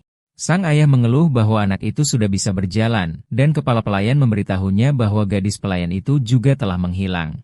Dengan marah, kepala keluarga berteriak kepada anak buahnya untuk bergegas dan menemukan mereka berdua. Saat itu, mereka melihat jejak cahaya dari serangan MC kita dan tahu persis kemana harus pergi. Sang kakek kemudian menggunakan kekuatan petirnya dan terbang dengan kecepatan tinggi menuju sinyal. Tiba di tempat kejadian, sang kakek segera menilai situasi, dan si penjahat mulai panik. Dia kemudian berpikir satu-satunya kesempatannya adalah menangkap protagonis untuk digunakan sebagai sandera. Dia menyerbu dengan kecepatan penuh ke arah saudara kandung untuk mencoba dan meraih mereka. Tetapi saudara perempuan berambut merah mengeluarkan tongkat dan bersiap untuk melawan, menyerang untuk melindungi saudara laki-lakinya. Dia melepaskan pukulan kuat pada musuh yang sama sekali tidak mengharapkannya. Pria itu terpana oleh serangan gadis itu dan memelototinya dengan amarah murni. Tiba-tiba, ayah protagonis muncul, marah, dan menyebut si penjahat tidak berguna atas kegagalannya. Dia kemudian menyerang si penjahat yang mencoba melarikan diri, mengklaim tidak ada satupun dari itu adalah kesalahannya. Namun, pria itu akhirnya terpojok oleh salah satu binatang raksasa di daerah itu tanpa tempat untuk melarikan diri. Tanpa ampun, makhluk itu menyerangnya sekaligus, memberinya 0 kesempatan untuk melarikan diri. Setelah itu, ular itu mulai berevolusi, berubah menjadi makhluk emas yang perkasa. Kepala pelayan bergegas menghampiri anak-anak dan mengatakan bahwa MC kita baik-baik saja, meskipun luka yang dideritanya. Sang kakek memuji para gadis dan mengatakan bahwa ular itu sekarang siap bagi mereka untuk memanen harta karunnya yang langka. Dan saat itulah hal itu menghantamnya, keluarga bangsawan menggunakan warga sipil untuk memberi makan dan mengembangkan binatang buas ini. Dengan itu, sang kakek dan putranya bersiap untuk menghadapi makhluk emas yang kuat yang telah muncul. Benturan di antara mereka kemudian menghasilkan ledakan raksasa energi merah di seluruh hutan. Benturan di antara mereka memicu ledakan raksasa energi merah yang merobek seluruh hutan. Keluar dari asap, 2 sosok muncul saat anak-anak menyaksikan semuanya terungkap dari jarak yang aman. Pahlawan kita kemudian menyatukan 2 dan 2, keluarga bangsawan menggunakan warga sipil untuk memberi makan dan menaikkan level binatang buas ini. Tepat setelah kakek dan ayah bersiap untuk bertarung dengan makhluk emas yang kuat yang baru saja muncul, dia kemudian menyebutkan panen ini jauh lebih baik daripada yang dia harapkan hari itu. Kakek memerintahkan kepala pelayan untuk membawa kedua gadis itu untuk mengumpulkan bahan-bahan yang tersisa untuk gudang. Dalam benaknya, orang tua itu sudah berencana untuk mencampurkan barang-barang jelek dengan sisa-sisa untuk dijual kepada Jo Hunters rata-rata. Dan untuk barang-barang berkualitas tinggi, dia ingin menaikkan harga dan membuat pasukan garis depan membayar mahal. Dia kemudian menyerahkan kantung racun untuk digunakan putranya dan menciptakan koneksi baru yang penting. Sementara itu, ayah pria kita hanya menyaksikan dengan seringai licik terpampang di wajahnya. Kakek menyerahkan tanduk ular perak untuk dibawa ke rumah lelang. Sedangkan untuk sisiknya, dia bilang dia akan mengubahnya menjadi harta pelindung untuk cucunya yang berharga.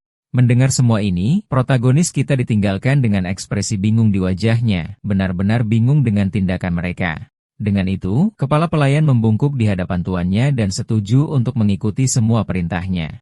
Namun, ayah anak itu turun tangan dan meminta ayahnya untuk menyerahkan esensi Raja Ular. Kakek menggerutu, mengatakan dia memiliki istri yang luar biasa, dan akan lebih baik bagi putranya untuk berbagi dengannya. Saat itu, ibu protagonis mendekat, sementara saudara perempuannya mengawasi dari latar belakang. Ayah pahlawan kita terkejut dengan kehadirannya dan hanya menatap, tidak dapat bereaksi. Ekspresinya kemudian berubah menjadi marah, dan dia menggertakkan giginya dengan keras. Dalam pelukan saudara perempuannya, protagonis melihat ke belakang, dan menatap pria itu dengan ekspresi yang sangat serius. Kakek kemudian melemparkan esensi ular ke kepala pelayan, yang menangkapnya di udara dengan mudah. Memegang bola energi, kepala pelayan kagum dengan kekuatan yang saat ini dipancarkannya. Kepala keluarga mengatakan putra sulungnya berevolusi dan ini akan berguna. Berlutut, kepala pelayan berterima kasih padanya atas kemurahan hatinya, dan menjanjikan kesetiaan abadi kepada keluarga. Beberapa hari berlalu, dan kita melihat rumah Luklan yang mewah di bawah langit malam berbintang. Di kamar, pahlawan kita memegang liontin sementara saudara perempuannya memberitahunya bahwa Shuang sekarang menjadi pelayannya. Dan begitu saja, kedua saudara perempuan itu muncul mengenakan seragam pelayan dan tersenyum padanya. Dia kemudian melihat liontin itu, dan perintah sistem memberitahunya bahwa dia telah menerima item pertahanan peringkat A. Melihat ekspresinya, salah satu gadis bertanya dengan khawatir ada apa dengan saudaranya. Tiba-tiba, mata anak laki-laki itu bersinar, dan dia menyetrum liontin itu dengan kekuatan petirnya. Dia menggunakan kemampuan petirnya untuk mencoba mengisi daya liontin itu. Ledakan energi kuning besar kemudian keluar dari jendela kamarnya. Kedua saudara perempuan itu menatap pahlawan kita, benar-benar terkejut dengan tampilan kekuatan itu. Bahkan dengan pelepasan listrik, liontin itu tetap utuh tanpa satu goresan pun. Dia berpikir dalam hati bahwa eksperimen kecil ini menegaskan bahwa binatang buas berevolusi jika mereka Dvar yang terbangun. Protagonis kita mengerti bahwa keluarga bangsawan menggunakan orang biasa sebagai umpan untuk skema mereka. Dengan cara ini, mereka mendapatkan sumber daya dan perlengkapan yang kuat yang tidak akan pernah bisa diakses oleh orang lemah. Tetapi apa yang mereka ajarkan di akademi adalah bahwa para bangsawan mempertaruhkan nyawa mereka untuk melindungi orang-orang yang tidak berdaya. Mengingat semua kemunafikan ini, protagonis kita menjadi marah dan mengepalkan tinjunya. Saudara-saudara perempuan kemudian bertanya apakah informasi benar-benar sekuat itu. Dia berbalik dan menjelaskan bahwa dia baru sekarang mulai mengerti betapa berbahayanya kurangnya informasi. Dia kemudian mengatakan bahwa mulai sekarang, mereka harus menggunakan keluarga Liu untuk mengumpulkan lebih banyak intelijen. Dengan tatapan bertekad, kedua gadis itu setuju untuk mengikuti rencana adik laki-laki mereka. Sesaat pahlawan bertanya kepada Shuang mengapa dia bersama tim ilahi itu. Dia ragu untuk menjawab, dan saudara perempuan yang lain menimpali bahwa dia ingin tahu mengapa kekuatannya sendiri begitu kuat. Saudara perempuan berambut merah itu terdiam, dan yang lain hanya menatapnya dengan saksama. Kemudian protagonis bertanya tentang saudara perempuan lain bernama Sansan, dan wanita muda itu menegang. Setelah mendengar nama gadis lain, wanita muda itu benar-benar terkejut. Dengan air mata di matanya, dia mencoba menjelaskan apa yang terjadi pada Sansan. Dia kemudian ambruk ke lantai dan mulai menangis terseduh-seduh, tidak bisa berhenti. Mendengar itu, protagonis menutupi mulutnya dan memperingatkannya bahwa Anda tidak bisa menangis dengan keras di sana. Setelah tenang, dia duduk di tempat tidur, masih sangat terguncang oleh situasi itu. Dia mulai menjelaskan bahwa pada hari itu, Yi pergi mencari saudara mereka dan tidak pernah kembali. Dalam kilas balik, kita melihat Shuang kecil yang lapar menatap sepotong kue. Tangannya terulur untuk meraih ceri di atas kue. Dia memiliki ekspresi sedih di wajahnya, menunggu saudara-saudaranya pulang. Dia kemudian memutuskan untuk pergi mencari saudara laki-lakinya dan Yi agar mereka bisa segera pulang. Jadi, Shuang mulai mencari-cari di rumah yang gelap, memanggil nama Sansan. Ketakutan, dia berlari menyusuri lorong gelap dan meminta saudara perempuannya untuk berhenti bermain-main. Kembali di masa sekarang, anak laki-laki itu terkejut mengetahui bahwa Sansan melarikan diri dari rumah. Dia menjelaskan bahwa dari atap, dia melihat bahwa gelombang binatang buas itu disebabkan oleh orang jahat. Pahlawan kita bertanya apakah gelombang binatang buas seharusnya bukan bencana alam yang tidak terkendali.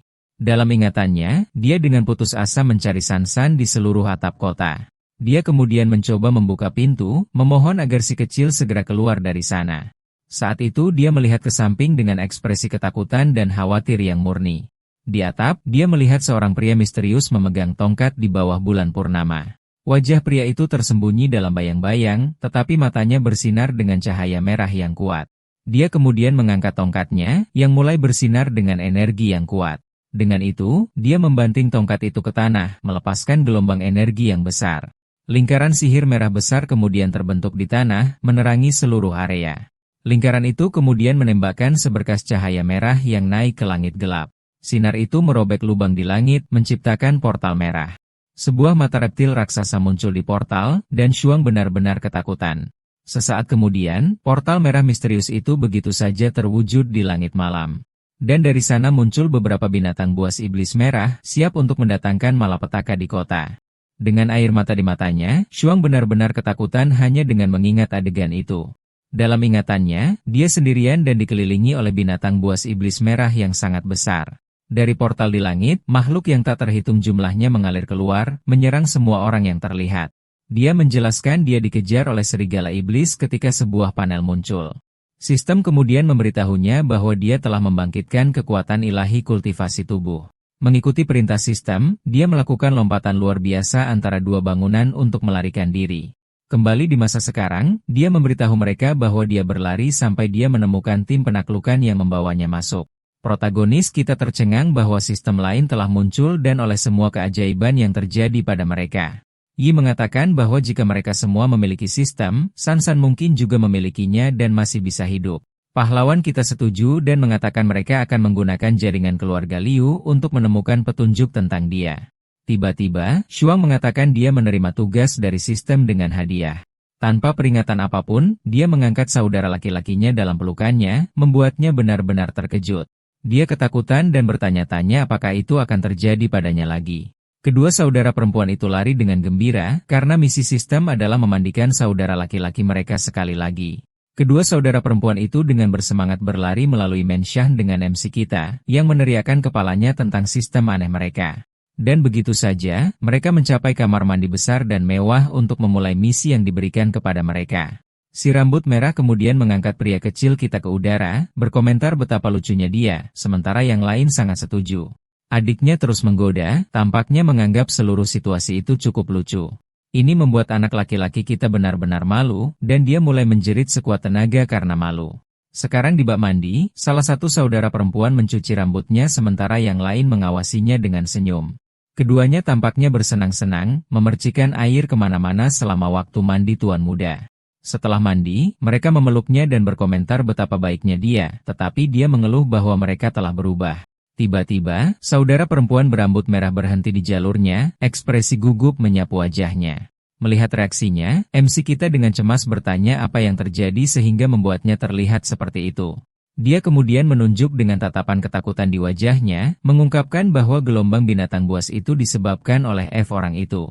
Protagonis dan saudara perempuannya yang lain benar-benar terpana dengan wahyu yang baru saja mereka dengar. Di tempat lain, kita melihat kepala pelayan berjalan di samping seorang pria dengan bekas luka di wajahnya.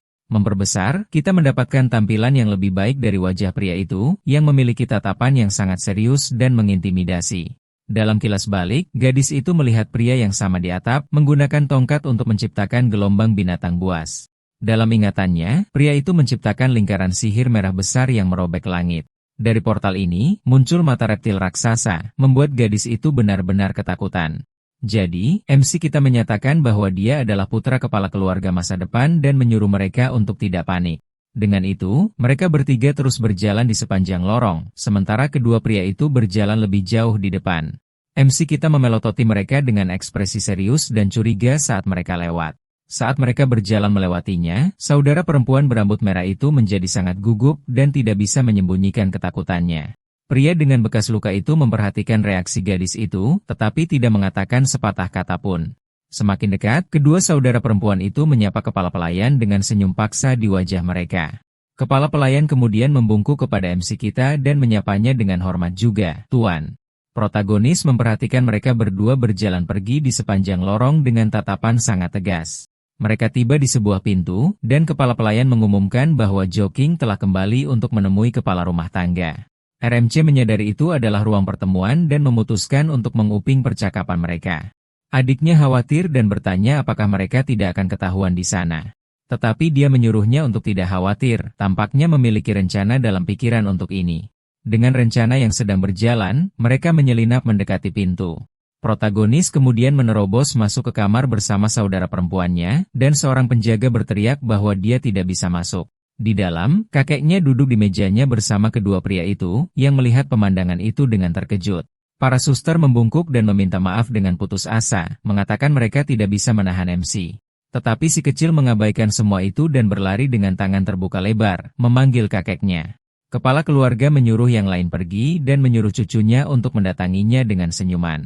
Dengan MC kita di pangkuannya, dia berbicara tentang kekuatan keluarga dan bertanya tentang gelombang binatang buas yang baru.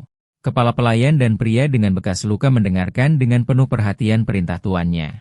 Pria itu kemudian melaporkan bahwa mereka telah menemukan kelompok binatang buas baru dan dapat menyerang kapan saja. Mendengar ini, pahlawan muda kita menjadi marah, menyadari akademi itu berbohong dan mengirim siswa langsung ke zona bahaya. Dalam kilas balik, kita melihat seorang guru mengatakan bahwa pasang surut adalah bencana alam dan bahwa yang terbangun adalah pelindung. Kepala pelayan mengatakan dia telah membuat pengaturan agar Guild memasang misi dengan hadiah tinggi, menarik banyak tim. Kakek memuji pria itu, mengatakan keluarganya telah melayani keluarga mereka selama 3 generasi, dan dia sangat senang dengan itu. Kepala pelayan kemudian memberi isyarat kepada pria dengan bekas luka, yang tampaknya segera menerima pesan itu.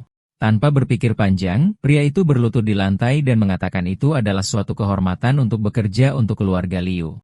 Kepala pelayan berterima kasih padanya atas hadiah yang membantu putranya mencapai peringkat B puncak dan mengungkapkan rasa terima kasihnya atas kebaikan tuannya. Kepala keluarga tersenyum dan memerintahkan mereka untuk melanjutkan rencana pasang surut binatang buas seperti yang telah mereka atur. Pria itu tetap berlutut dan menerima perintah tuannya tanpa pertanyaan. Kakek juga memerintahkan mereka untuk menyiapkan peralatan mahal dan layanan hiburan untuk para penyintas. Lihat kilas balik seorang pria yang terlihat seperti versi muda dari kakek MC kita, bersantai di sumber air panas bersama beberapa gadis sementara seorang pelayan mengawasi dari kejauhan. Kepala pelayan membungkuk di hadapan tuannya dan menerima semua perintah yang diberikan tanpa ragu. Malam tiba dan kita melihat rumah besar keluarga Liu yang besar dan mewah di bawah cahaya bulan. Kembali di kamar, MC kita menjelaskan rencana keluarga kepada saudara perempuannya untuk membuka portal dan menggunakan orang sebagai umpan. Dia mengatakan mereka menggunakan yang terbangun untuk melawan binatang buas, memungkinkan mereka mengumpulkan banyak sumber daya berharga. Adiknya sangat marah dan bertanya bagaimana mereka bisa begitu kejam, bertanya-tanya apakah orang-orang itu tidak dianggap manusia. MC kita kemudian menjelaskan bahwa bagi para bangsawan, hanyalah manusia, dan semua orang hanyalah ternak. Saudari berambut merah menyarankan untuk memberitahu semua orang tentang rencana itu, tetapi pemuda kita memotongnya.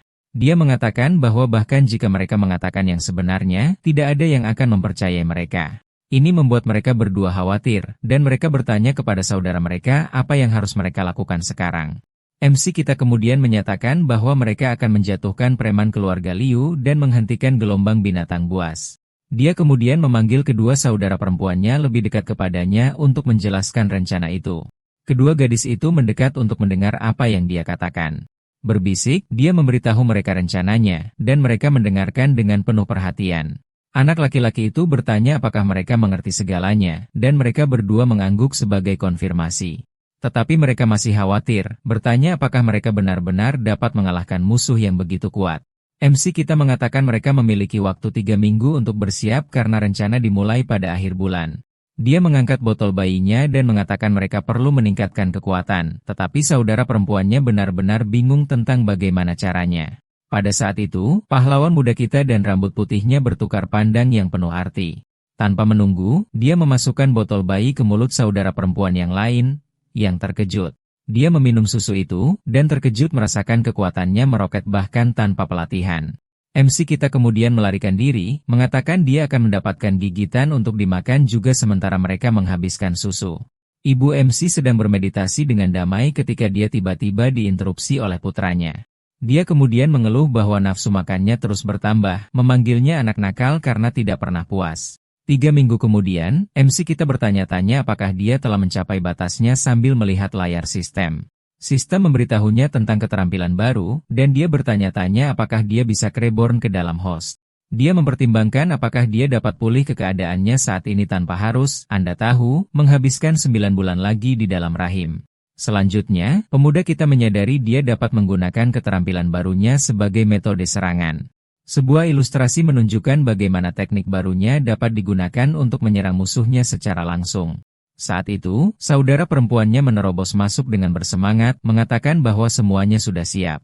Berkumpul di kamar, ketiga bersaudara itu mulai membahas rencana mereka untuk menghentikan musuh yang mendekat. Dalam adegan lain, saudara perempuan berambut putih berbisik bahwa dia sudah menggali semua informasi tentang pria bernama Jo Chong.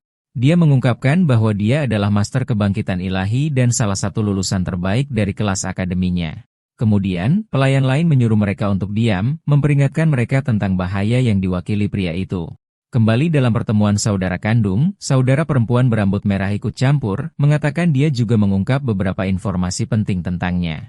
Rupanya, penguasa memberinya esensi kehidupan tingkat tinggi, mendorongnya ke puncak peringkat B. Mendengar ini, adik perempuan menyadari dia jauh lebih kuat dari musuh terakhir yang mereka hadapi bersama. MC kemudian menilai kekuatannya sendiri, mencatat bahwa dia baru saja mencapai tahap awal peringkat C. Dia menyebutkan bahwa Shuang mencapai puncak peringkat D dalam 3 minggu, tetapi bahkan bersama-sama, mereka masih tidak memiliki peluang. Tapi si rambut merah bersemangat, mengatakan kepada mereka untuk tidak khawatir karena dia membuka keterampilan baru setelah memandikannya. Kedua saudara perempuan itu sangat bersemangat dan bertanya kekuatan macam apa yang berhasil dia bangkitkan. Dengan seringai puas, gadis itu mengatakan teknik barunya memiliki nama yang sangat keren dan epik. Dia kemudian berpose dan berteriak bahwa nama keterampilannya adalah Blue Thirsty Rush. Saudari berambut terkesan dengan nama itu, sementara MC terlihat sedikit malu. Dengan percaya diri, dia menjelaskan bahwa teknik itu membuatnya 5 kali lebih kuat selama 30 detik. Dia membual bahwa dengan kekuatan barunya, 1 pukulan akan cukup untuk mengirim musuh terbang ke sisi lain planet ini. Bersemangat, dia mulai tinju bayangan sementara saudara perempuannya yang lain bertepuk tangan dengan antusias. MC menyunggingkan senyum percaya diri. Dia sudah punya ide untuk rencananya, tapi dia bertanya-tanya mengapa sistem memberi mereka kemampuan yang luar biasa hanya untuk memandikannya. Tetap saja, dia khawatir karena kekuatan mereka mungkin tidak cukup untuk mengalahkan musuh. Melihat kekhawatiran kakaknya, si rambut merah bertanya informasi apa yang berhasil dia kumpulkan untuk rencana itu. Dempsey kemudian menunjukkan seringai yang sangat sombong sebelum mengungkapkan rahasia besarnya. Dia bilang intelnya sangat penting, dan dia menemukan musuh akan aktif di kota jam 1 pagi. Kita kemudian melihat MC mendengar pria dengan bekas luka itu memberitahu kakeknya bahwa semuanya siap untuk serangan jam 1 pagi. Setelah mendengar ini, saudara perempuan berambut merah itu benar-benar terpana dengan wahyu itu. Dia mulai panik, mengatakan bahwa di sanalah basis kelompok kebangkitan ilahi miliknya berada. Dia kemudian berteriak bahwa komandan dalam bahaya dan bergegas memperingatkan yang lain tentang serangan itu. Tapi pahlawan muda kita menghentikannya, meraih lengannya dan menggunakan sedikit kekuatan petirnya untuk menahannya. Dia kemudian mengatakan padanya untuk tidak terburu-buru, karena mereka masih punya waktu untuk bertindak dan menyelamatkan semua orang.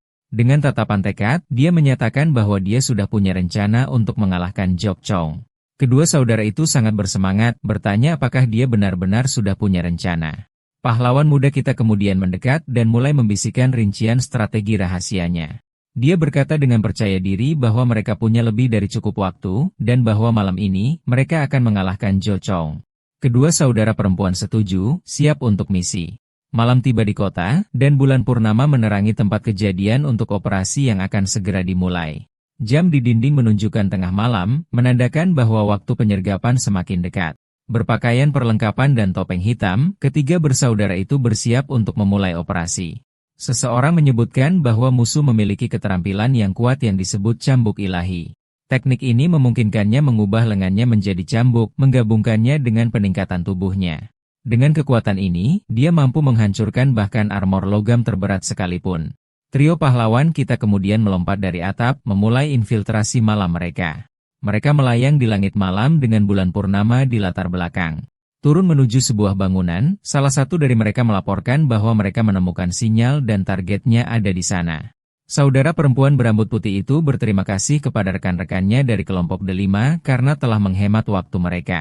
Melihat ke bawah, mereka melihat bangunan tempat cahaya bersinar, menunjukkan lokasi musuh. Bergegas di sepanjang sisi bangunan, trio itu dengan diam-diam mendekati target mereka.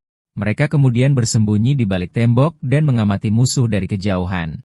Di atap, pria itu memegang tongkat yang bersinar dengan energi merah. Salah satu saudara perempuan bersiap untuk menyerang, tetapi MC menghentikannya, menyuruhnya untuk tenang dan sabar. Penjahat itu kemudian mulai memusatkan sejumlah besar kekuatan ke dalam tongkatnya. Saat dia melakukannya, petir merah berderak dari senjata saat dia bersiap untuk melepaskan semua energinya. Melihat kesempatan yang sempurna, MC berteriak agar saudara perempuannya menyerang sekarang. Dengan itu, si rambut merah meninju tanah, merobek sebagian besar beton dari lantai. Dia melemparkan lempengan itu dengan sekuat tenaga ke arah lawan mereka. Pria itu dengan mudah menghindari serangan itu, tetapi batu itu masih mengenai wajahnya. Dampak pukulan itu membuatnya linglung sejenak. Marah tentang serangan mendadak, dia berteriak, bertanya siapa yang berani menyerangnya. Dia melotot ke lubang yang ditinggalkan proyektil di dinding di belakangnya. Pada saat itu, saudara perempuan yang lain mengambil keuntungan dari gangguan itu untuk merebut tongkat musuh. Menyadari apa yang terjadi, penjahat itu berputar dengan marah dan bersiap untuk menyerang gadis itu. Penjahat itu kemudian menggunakan kemampuan cambuk ilahinya, menyerang dengan lengannya yang berubah. Anggota badan yang memanjang itu melesat ke arah gadis itu dengan kecepatan tinggi, tetapi dia menggunakan kakinya untuk membelokkan pukulan itu dan tongkat untuk melompat menjauh darinya. Dengan itu, saudara perempuan itu melemparkan senjata itu menjauh dari musuh dengan sekuat tenaganya. Musuh berbalik dan melihat tongkat terbang di udara. Penjahat itu menggunakan kemampuan cambuk ilahinya untuk mencoba mengambil senjatanya. Tiba-tiba, petir kuning muncul, melesat ke arah penjahat dengan kekuatan besar. Pria itu panik, menyadari sudah terlambat untuk melarikan diri dari serangan itu. Kemudian, petir itu mengenai langsung, menyebabkan ledakan energi yang besar. Melihat hasilnya, MC memberitahu saudara perempuannya bahwa mereka mendapat pukulan bersih padanya. Tetapi musuh muncul dari asap, lengannya benar-benar hangus, dan berteriak pada mereka dengan marah. MC dan saudara perempuannya benar-benar terkejut melihat bahwa dia selamat dari serangan itu. Penjahat itu mengancam mereka, mengatakan dia akan membuat mereka menyesali hari mereka dilahirkan. Tanpa membuang sedetik pun, musuh melompat ke arah trio itu, siap untuk bertarung. Pahlawan muda kita kemudian meluncur ke belakang dan berteriak agar saudara perempuannya beralih ke rencana B. Memegang senjata musuh, saudara perempuan berambut putih itu mempersiapkan diri untuk langkah selanjutnya. Dia kemudian memutar tongkat itu dengan kekuatan besar, bersiap untuk bagian selanjutnya dari rencana itu. Pada saat itu, dia melemparkan tongkat itu ke arah kakaknya. MC menangkap tongkat itu tepat saat si rambut merah dan penjahat berhadapan, melepaskan aura pertempuran mereka. Saudara-saudara itu langsung melompat ke dalam pertempuran untuk menyelamatkan pemburu berambut merah yang berada dalam masalah serius dengan sekelompok monster. Gadis itu mulai menyamai kekuatan pria itu yang berhadapan langsung dengannya. Dia kagum dengan kekuatan gadis itu dan bertanya-tanya siapa anak-anak ini hingga begitu kuat di usia yang begitu muda. Namun, Ko yang tidak terpengaruh sedikit pun. Tepat saat itu, karakter utama kita mengeluarkan tongkat merah dan mempersiapkan keterampilan yang sangat kuat. Kemudian, pria kecil itu memanggil petir besar dari langit, bergerak dengan energi yang menghancurkan dan luar biasa. Pengkhianat itu sama sekali tidak tahu tentang apa yang terjadi dan bertanya-tanya keterampilan aneh apa itu. Dengan itu, portal merah terbuka di langit dan cakar iblis mulai menjulur keluar darinya. Anak laki-laki itu melihat bahaya dan berteriak agar semua orang keluar dari sana segera sebelum terlambat. Kuang kemudian mendorong gadis itu, membuatnya jatuh ke tanah. Tepat setelah itu, pahlawan kita melemparkan botol bayi, mengirimkannya terbang langsung ke arah kaki tangan. Pria itu menghalangi botol itu, tetapi meledak saat benturan, benar-benar membasahi dirinya dengan susu. Kyuyong hanya bingung, mencoba memproses mengapa dia baru saja diserang dengan botol bayi. Seekor binatang merah muncul, dan penjahat itu tertawa, mengatakan mereka membantunya menyelesaikan misinya seperti sekelompok orang bodoh. Tetapi di langit, cahaya kuning mulai bersinar, dan pengkhianat itu mendongak, tertarik. Tiba-tiba, seberkas energi keemasan melesat dan mengenai binatang buas yang baru saja menggigit Kyuyong, tetapi dia dengan mudah menyingkirkan binatang buas itu. Kyuyong mengatakan bahwa karena mereka membantunya menyelesaikan misinya, dia akan pergi. Tepat saat itu, pria itu menyadari bahwa dia telah berjalan tepat ke dalam jebakan saat panah energi biru mulai terbang ke arahnya. Sekawanan serigala merah juga menyerbu ke arahnya. Pengkhianat itu kemudian mencemooh, bertanya apakah mereka benar-benar berpikir ini cukup untuk menghentikannya. Dengan itu, serigala menerkamnya saat dia sibuk menghindari panah energi. Karakter utama kita hanya berdiri di sana menonton saat anak buah mendekat untuk serangan langsung. Kedua gadis itu tampak khawatir. Kyuang melesat maju dengan kecepatan tinggi untuk menyerang anak kita, dengan serigala mengejarnya dari belakang. Di atas anak kita. Musuh tertawa dan berkata anak itu tidak bisa membodohinya dengan trik menyedihkan seperti itu.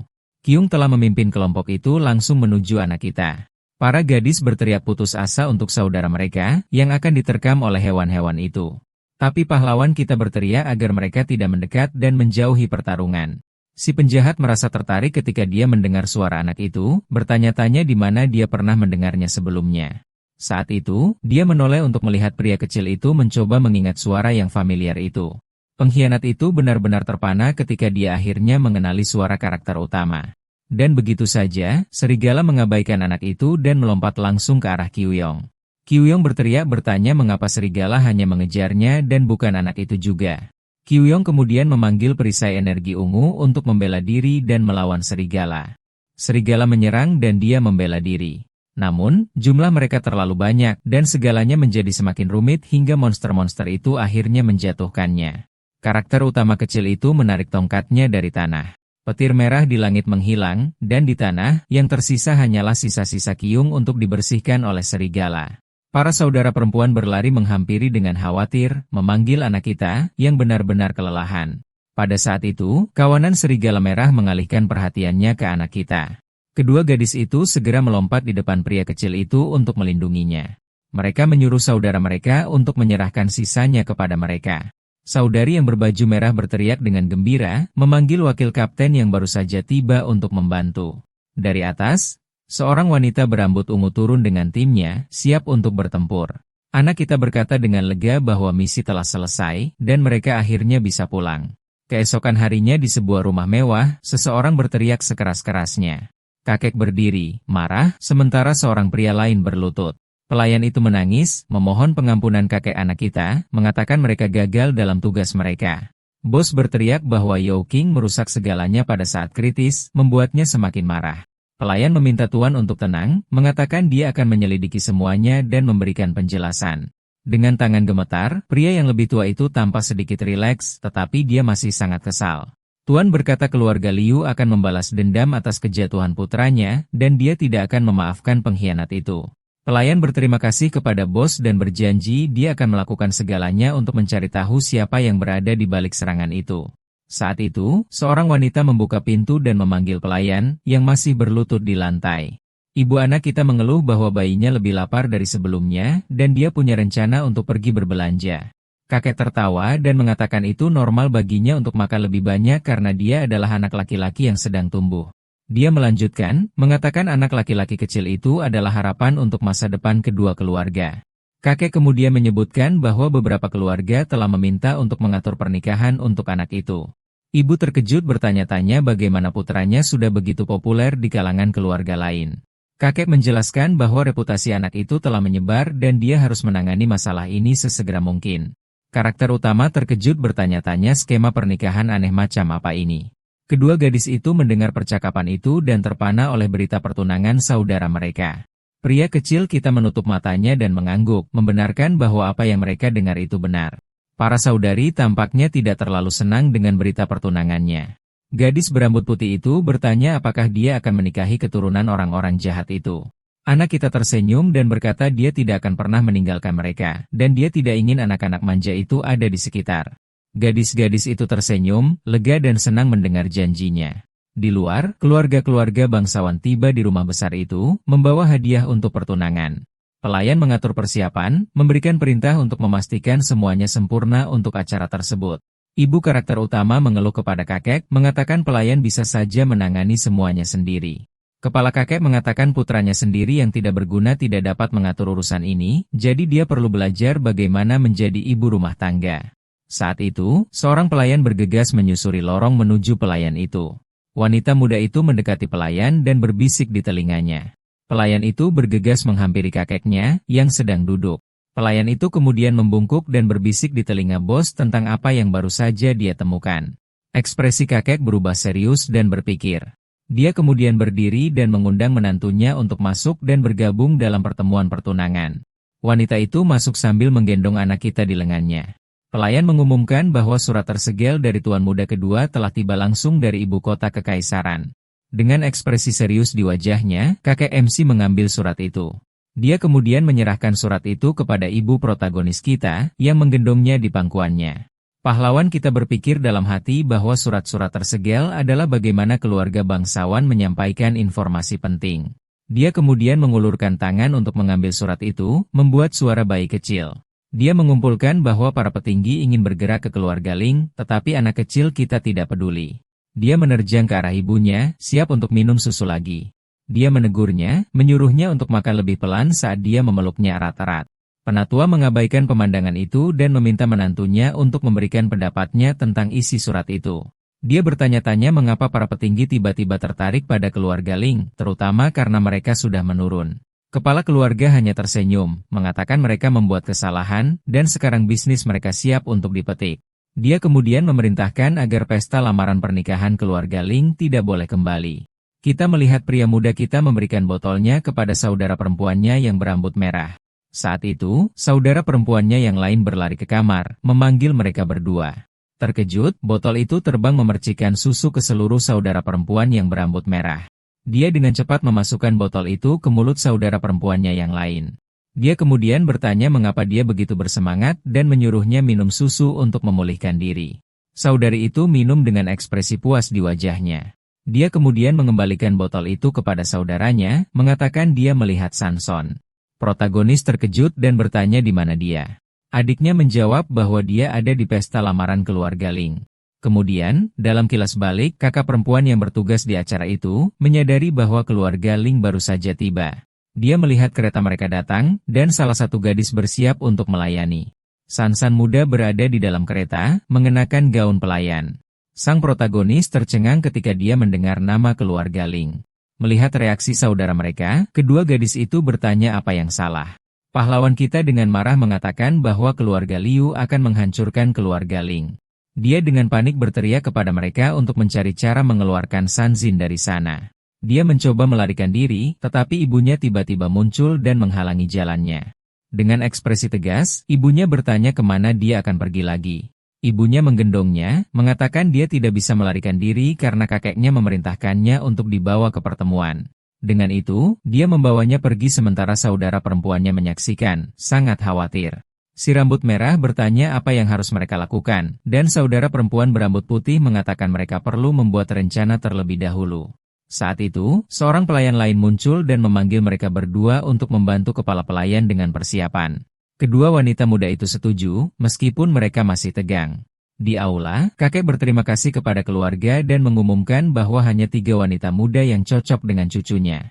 Ketiga perwakilan keluarga membungkuk, merasa terhormat dengan kesempatan untuk bersatu. Orang tua itu menyatakan bahwa keterampilan sangat penting, dan pemenang tes khusus akan menikahi anak laki-laki itu. Pahlawan kita bingung karena tidak tahu apa tes keterampilan ini. Kita kemudian melihat 3 keluarga yang dipilih untuk tes Yi, Nangong, dan keluarga Ling. Kakek menggerutu bahwa keluarga Ling mengirim putri selir ke acara tersebut. Dengan amarah di matanya, dia berpikir bahwa dia hanya mengizinkannya untuk mengalihkan perhatian mereka. Sang protagonis menjadi cemas, berpikir dia hanya bisa mengandalkan kedua saudara perempuannya sekarang. Dia kemudian menyembunyikan wajahnya ke ibunya, yang benar-benar membuatnya kesal.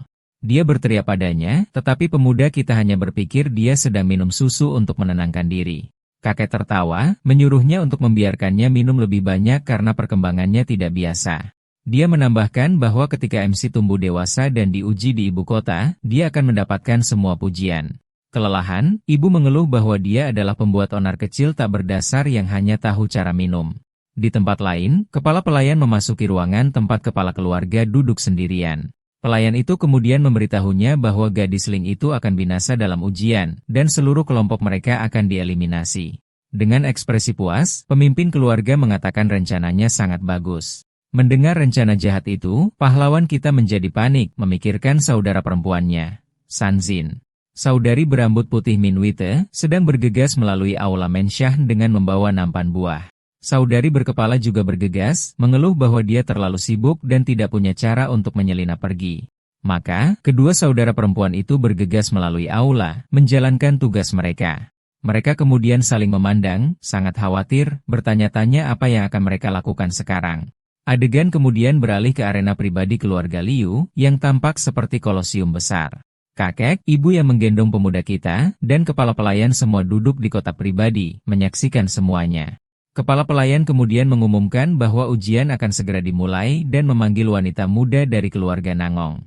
Dari tempat duduk mereka, mereka menyaksikan saat pesaing pertama memasuki arena yang sangat besar. Kita melihat wanita muda dari keluarga Nangong dengan gaun gotiknya di pintu masuk arena. Kakek protagonis memuji pesaing itu, mengatakan dia cantik dan terampil dalam pertempuran. Namun, ibu pahlawan kita tampaknya tidak terkesan dengan penampilan gadis itu sama sekali. Orang tua itu mengatakan bahwa tidak setiap gadis bangsawan tumbuh menjadi hadiah seperti dia. Dia setuju, menambahkan bahwa seorang menantu perempuan haruslah seseorang yang dapat berbagi beban mereka di masa depan. Kepala pelayan kemudian memanggil wanita muda kedua, dari keluarga Yi, untuk hadir di arena. Saat itu, sebuah tangan terangkat, dan sebuah suara dengan bersemangat menjawab panggilan itu. Tepat setelah itu, seorang gadis pirang dengan gaun Lolikter berlari dengan gembira ke tengah arena. Dia kemudian mendekati pesaing lainnya dengan senyum lebar di wajahnya. Dia membungkuk kepada keluarga dan secara resmi memperkenalkan dirinya sebagai Yi Zhuangshuan. Melihat ini, ibu protagonis berkomentar bahwa wanita muda itu tentu tahu bagaimana memainkan peran untuk memenangkan hati. Kepala pelayan kemudian mengumumkan putri ketiga dari keluarga Ling, bernama Ling Piao Piao. Seorang gadis dengan rambut pendek dan pakaian sederhana mulai berjalan menuju arena. Dia dengan tenang memasuki area tersebut, tampak sangat berbeda dari dua pesaing lainnya. Dengan itu, ketiga pesaing akhirnya berkumpul di arena pertempuran yang megah. Kakek dan ibu pahlawan kita menyaksikan ketiga gadis itu dengan ekspresi serius. Pahlawan kita bertanya-tanya apakah ini orang yang bersama Sansen dan bagaimana dia bisa berakhir di sini. Di arena, ketiga wanita muda itu saling berhadapan, siap untuk memulai tes keterampilan. Gadis berambut pendek itu kemudian menarik perhatian kedua lainnya dengan sederhana. Sebagai tanggapan, gadis pirang itu menunjuknya dengan marah, bertanya apakah itu cara yang tepat bagi seorang wanita bangsawan untuk bertindak. Tergantung terbalik, MC kita tampak cukup stres tentang seluruh situasi aneh ini. Kemudian kita melihat gadis berambut pendek itu memegangnya dengan kaki, seperti bukan masalah besar. Dengan senyum, dia memanggilnya suami dan mengatakan dia akan berada di bawah perawatannya mulai sekarang. Pria kita marah dan berteriak padanya untuk menurunkannya sekarang juga. Saat itu, ketiga saudara perempuannya muncul, berteriak agar gadis itu melepaskan MC kita. Ketiga saudara perempuan itu menunjuk gadis itu, wajah mereka dipenuhi dengan amarah murni. Adik perempuan termuda kemudian dengan riang memanggil nama saudara laki-lakinya, bersama dengan dua lainnya. Melihat semua ini, protagonis kita bertanya-tanya bagaimana semuanya bisa menjadi sangat kacau. Kembali beberapa jam, kita melihat arena keluarga Liu tempat tes keterampilan berlangsung. Di sana, gadis berambut ungu itu berhadapan dengan babi hutan iblis yang menyerangnya dengan kekuatan penuh. Wanita muda itu kemudian menyiapkan pedangnya, yang mulai bersinar. Dia menggenggam gagang senjata itu dengan erat, bersiap untuk menyerang binatang buas di depannya. Dengan satu tebasan, gadis itu dengan mudah membelah monster itu menjadi dua. Setelah pertempuran, dia berdiri di arena dengan sisa-sisa makhluk itu di belakangnya. Kakek kemudian berkomentar bahwa dia cukup terampil, terutama karena dia belum mengalami kebangkitan ilahi dan hanya menggunakan pedang keluarga.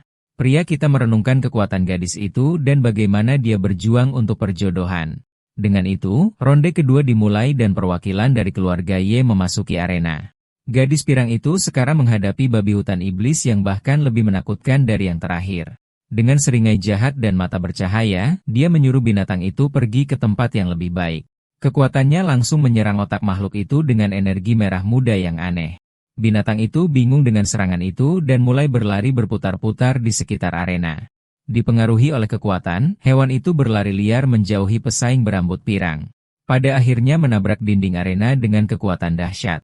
Dampaknya sangat brutal sehingga makhluk itu langsung tersingkir.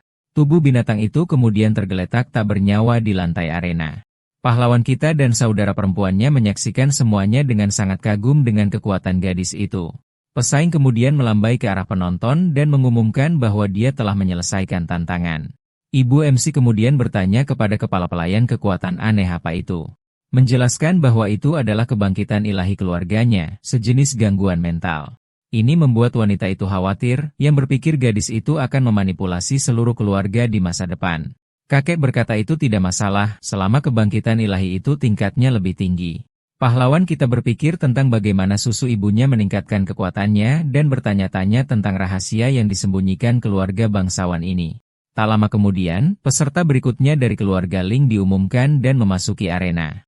Gadis berambut ungu itu mengamati pesaing baru memasuki arena dengan ekspresi serius. Gadis berambut pirang itu mengejek lawannya, mengatakan keluarga Ling pasti sudah mengorek bagian bawah tong.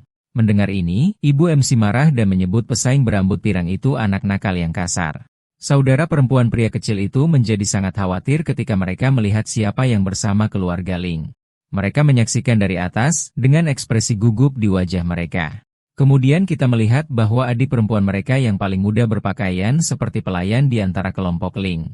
Sang protagonis panik karena dia tahu jika pesaing Ling gagal, saudara perempuannya akan ikut bersamanya. Gadis berambut pendek itu sekarang menghadapi babi hutan iblis raksasa di arena pertempuran. Pria muda kita terkejut dan bertanya-tanya apakah hanya berdiri di sana yang akan dia lakukan. Kakek dan kepala pelayan bertukar pandangan nakal, tampak seperti mereka punya rencana jahat di pikiran mereka. Monster besar itu bersiap untuk menyerang gadis itu sementara keluarga itu menyaksikan dari kotak mewah mereka. Ibu pria kita menjadi takut, menyadari rencana itu adalah agar binatang itu menyingkirkan pesaing. Kakek menjelaskan bahwa untuk menghilangkan target, Anda harus membuat kompetisi terlihat seperti kecelakaan. Dengan itu, dia menunjuk ke arena, menyuruh menantunya untuk hanya menonton apa yang terjadi. Binatang itu menyerbu dengan kecepatan penuh ke arah gadis itu, tetapi dia tetap benar-benar diam. Kemudian, dengan senyum puas, pesaing itu bertanya-tanya apakah hanya itu yang dimiliki binatang itu.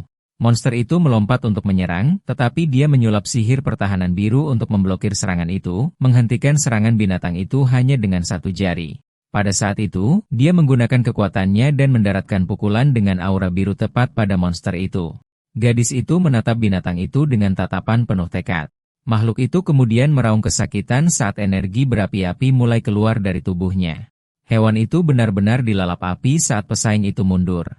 Kakek dan kepala pelayan tercengang dengan pemandangan yang baru saja mereka saksikan di arena. Binatang itu mulai bersinar dan berevolusi menjadi Raja Babi Hutan Mutan peringkat C. Kakek tampaknya memahami situasinya sementara anggota keluarga lainnya hanya menonton. Pesaing berambut pirang itu tertawa, puas bahwa dengan evolusi monster itu, dia memiliki satu saingan lebih sedikit. Tetapi gadis berambut ungu itu tampak berpikir, mengamati segalanya dengan ekspresi yang sangat serius. Melihat situasi ini, protagonis kita dan saudara perempuannya benar-benar panik. Pahlawan kita berpikir bahwa untuk menghindari ketahuan, dia harus menggunakan jurus rahasianya. Dengan itu, dia mulai menyusu dari ibunya, yang mengeluh tentang waktu yang buruk. Tepat setelah dia memuntahkan semua susu yang baru saja dia minum. Marah, ibunya mendorongnya menjauh dan membentaknya karena memuntahi dirinya lagi. Cairan itu terbang melintasi arena dan menarik perhatian monster di bawah. Makhluk itu kemudian mencium esensinya dan segera menjadi tertarik padanya. Bahwa babi hutan raksasa itu bergegas menuju wanita itu, dikelilingi oleh energi merah muda. Ibunya benar-benar terkejut tanpa tahu apa yang terjadi lagi. Dia bersiap untuk melempar MC, dan kedua saudara perempuan bersiap untuk melawan binatang yang mendekat. Tetapi gadis kurus itu mengatakan untuk menyerahkannya padanya saat kekuatan aneh terbentuk di tangannya. Menggunakan kekuatannya, dia memanggil beberapa duri yang menembak keluar dari tanah dengan kecepatan tinggi. Duri-duri itu kemudian melilit tubuh babi hutan, membuatnya benar-benar tidak bisa bergerak. Kakek dan kepala pelayan menyaksikan semuanya dengan ekspresi terkejut di wajah mereka. Ibu juga terpana dan bertanya-tanya jenis kebangkitan ilahi berbasis kayu apa itu. Kakek mengatakan bahwa itu menarik tetapi masih tidak sebaik cucunya, meskipun dia mengakui kekuatan gadis itu. Pesaing muda itu kemudian melihat tangannya, sekarang tertutup duri merah, dan bertanya-tanya apa nama kekuatan ini. Gadis berambut ungu itu juga tampak terkejut melihat kemampuan lawannya. Sedangkan untuk pesaing berambut pirang, dia jijik dan mengatakan tidak mungkin dia ingin terbungkus dalam hal itu. Kakek menjelaskan bahwa kemampuan ini dapat mengalahkan makhluk peringkat lebih tinggi dengan menguras esensi mereka. Kekuatan itu menguras semua kehidupan dari babi hutan, mengubahnya menjadi kerangka. Kepala pelayan bertanya apa yang harus dilakukan dengannya, tetapi kepala keluarga mengatakan dia punya ide yang lebih baik. Dia kemudian melihat cucunya, yang berada di pelukan ibunya bersama kedua saudara perempuannya. Rencananya adalah menjadikan gadis itu sebagai pengantin cucunya untuk mendapatkan buku harian keluarga Ling. Adik perempuannya berteriak agar dia melepaskan pahlawan kita. Saudari berambut bertanya kepada yang termuda bagaimana dia bisa berakhir dengan pemburu itu. Sansan tampak seperti akan menangis dan tidak bisa menjawab. Karena ini, si rambut merah mulai memberi kuliah pada si kecil karena menghilang. Si kecil merasakan ketukan ringan yang dia dapatkan dari kakak perempuannya. Protagonis kita kemudian memotong mereka, mengatakan bahwa sekarang bukan waktunya, bahwa keluarga Redetsling akan benar-benar musnah. Pemburu itu menjawab dengan senyum, mengatakan dia sudah tahu itu. Anak laki-laki kita dan saudara perempuannya terpana. Gadis dari keluarga tak mengatakan dia tidak punya banyak waktu dan perlu memberitahu mereka sesuatu yang penting. Mereka semua mendengarkan dengan seksama. Dia bertanya apakah mereka sudah membangkitkan sistem mereka. Protagonis dan saudara perempuannya terpaku oleh pertanyaan itu. Tetapi mereka semua mengangguk mengkonfirmasi. Dia menjelaskan bahwa mereka pasti mendapatkan kekuatan dan kemampuan aneh. Calon istrinya tersenyum dan bertanya apakah mereka benar-benar percaya pada keajaiban.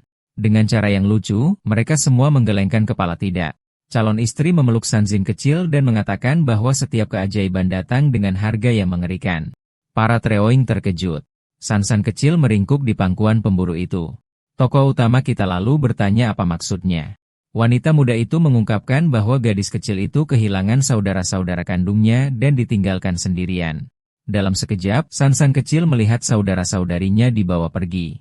Sendirian, dia menemukan bahwa kebangkitan ilahinya adalah kekuatan untuk mencuri kemampuan. Dengan ini, dia bisa mencuri kebangkitan dan keterampilan ilahi orang lain. Maka di dunia yang kacau ini, dia menjadi penjahat yang ditakuti semua orang.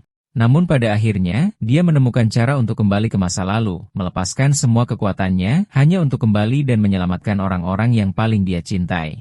MC terkejut dan bertanya apakah Sansan kecil benar-benar terlahir kembali.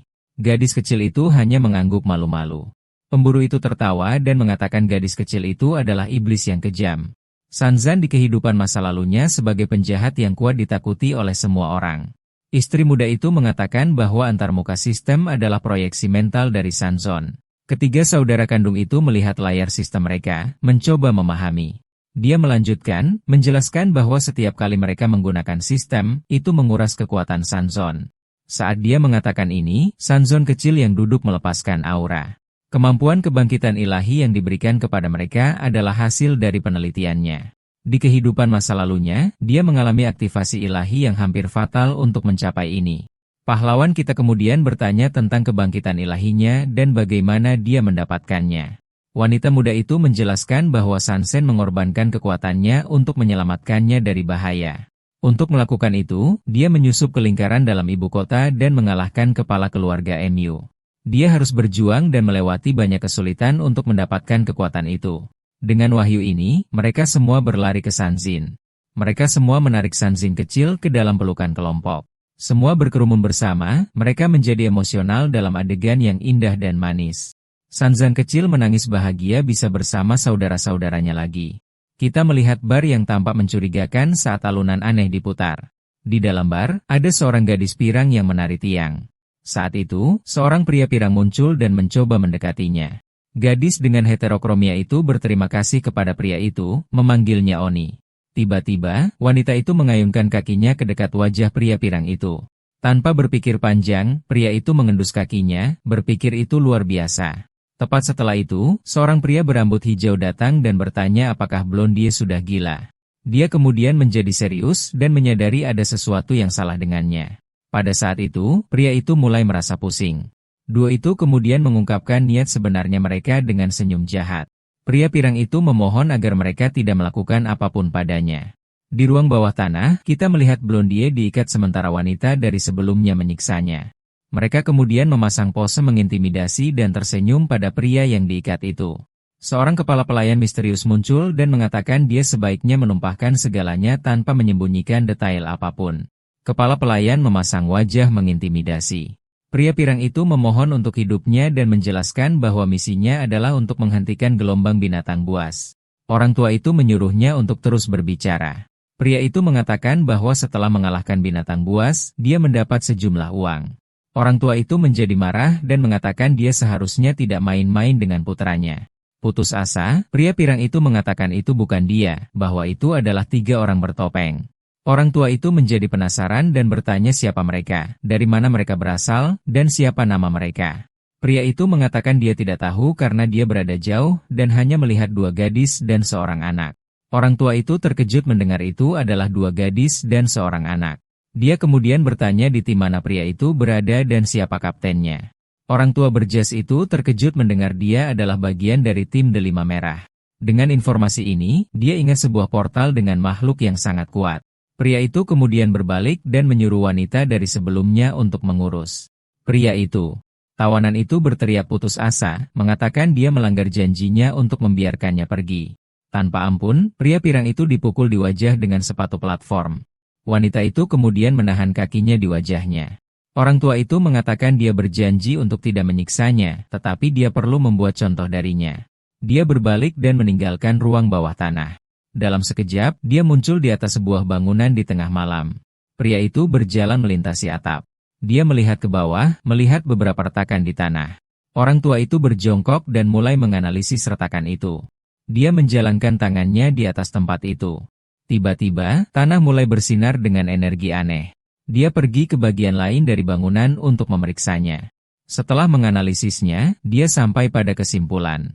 Kita melihat kilas balik dirinya memegang adik perempuan protagonis saat dia terluka. Dia kemudian berpikir bahwa ini penting dan dia perlu mengkonfirmasi teorinya.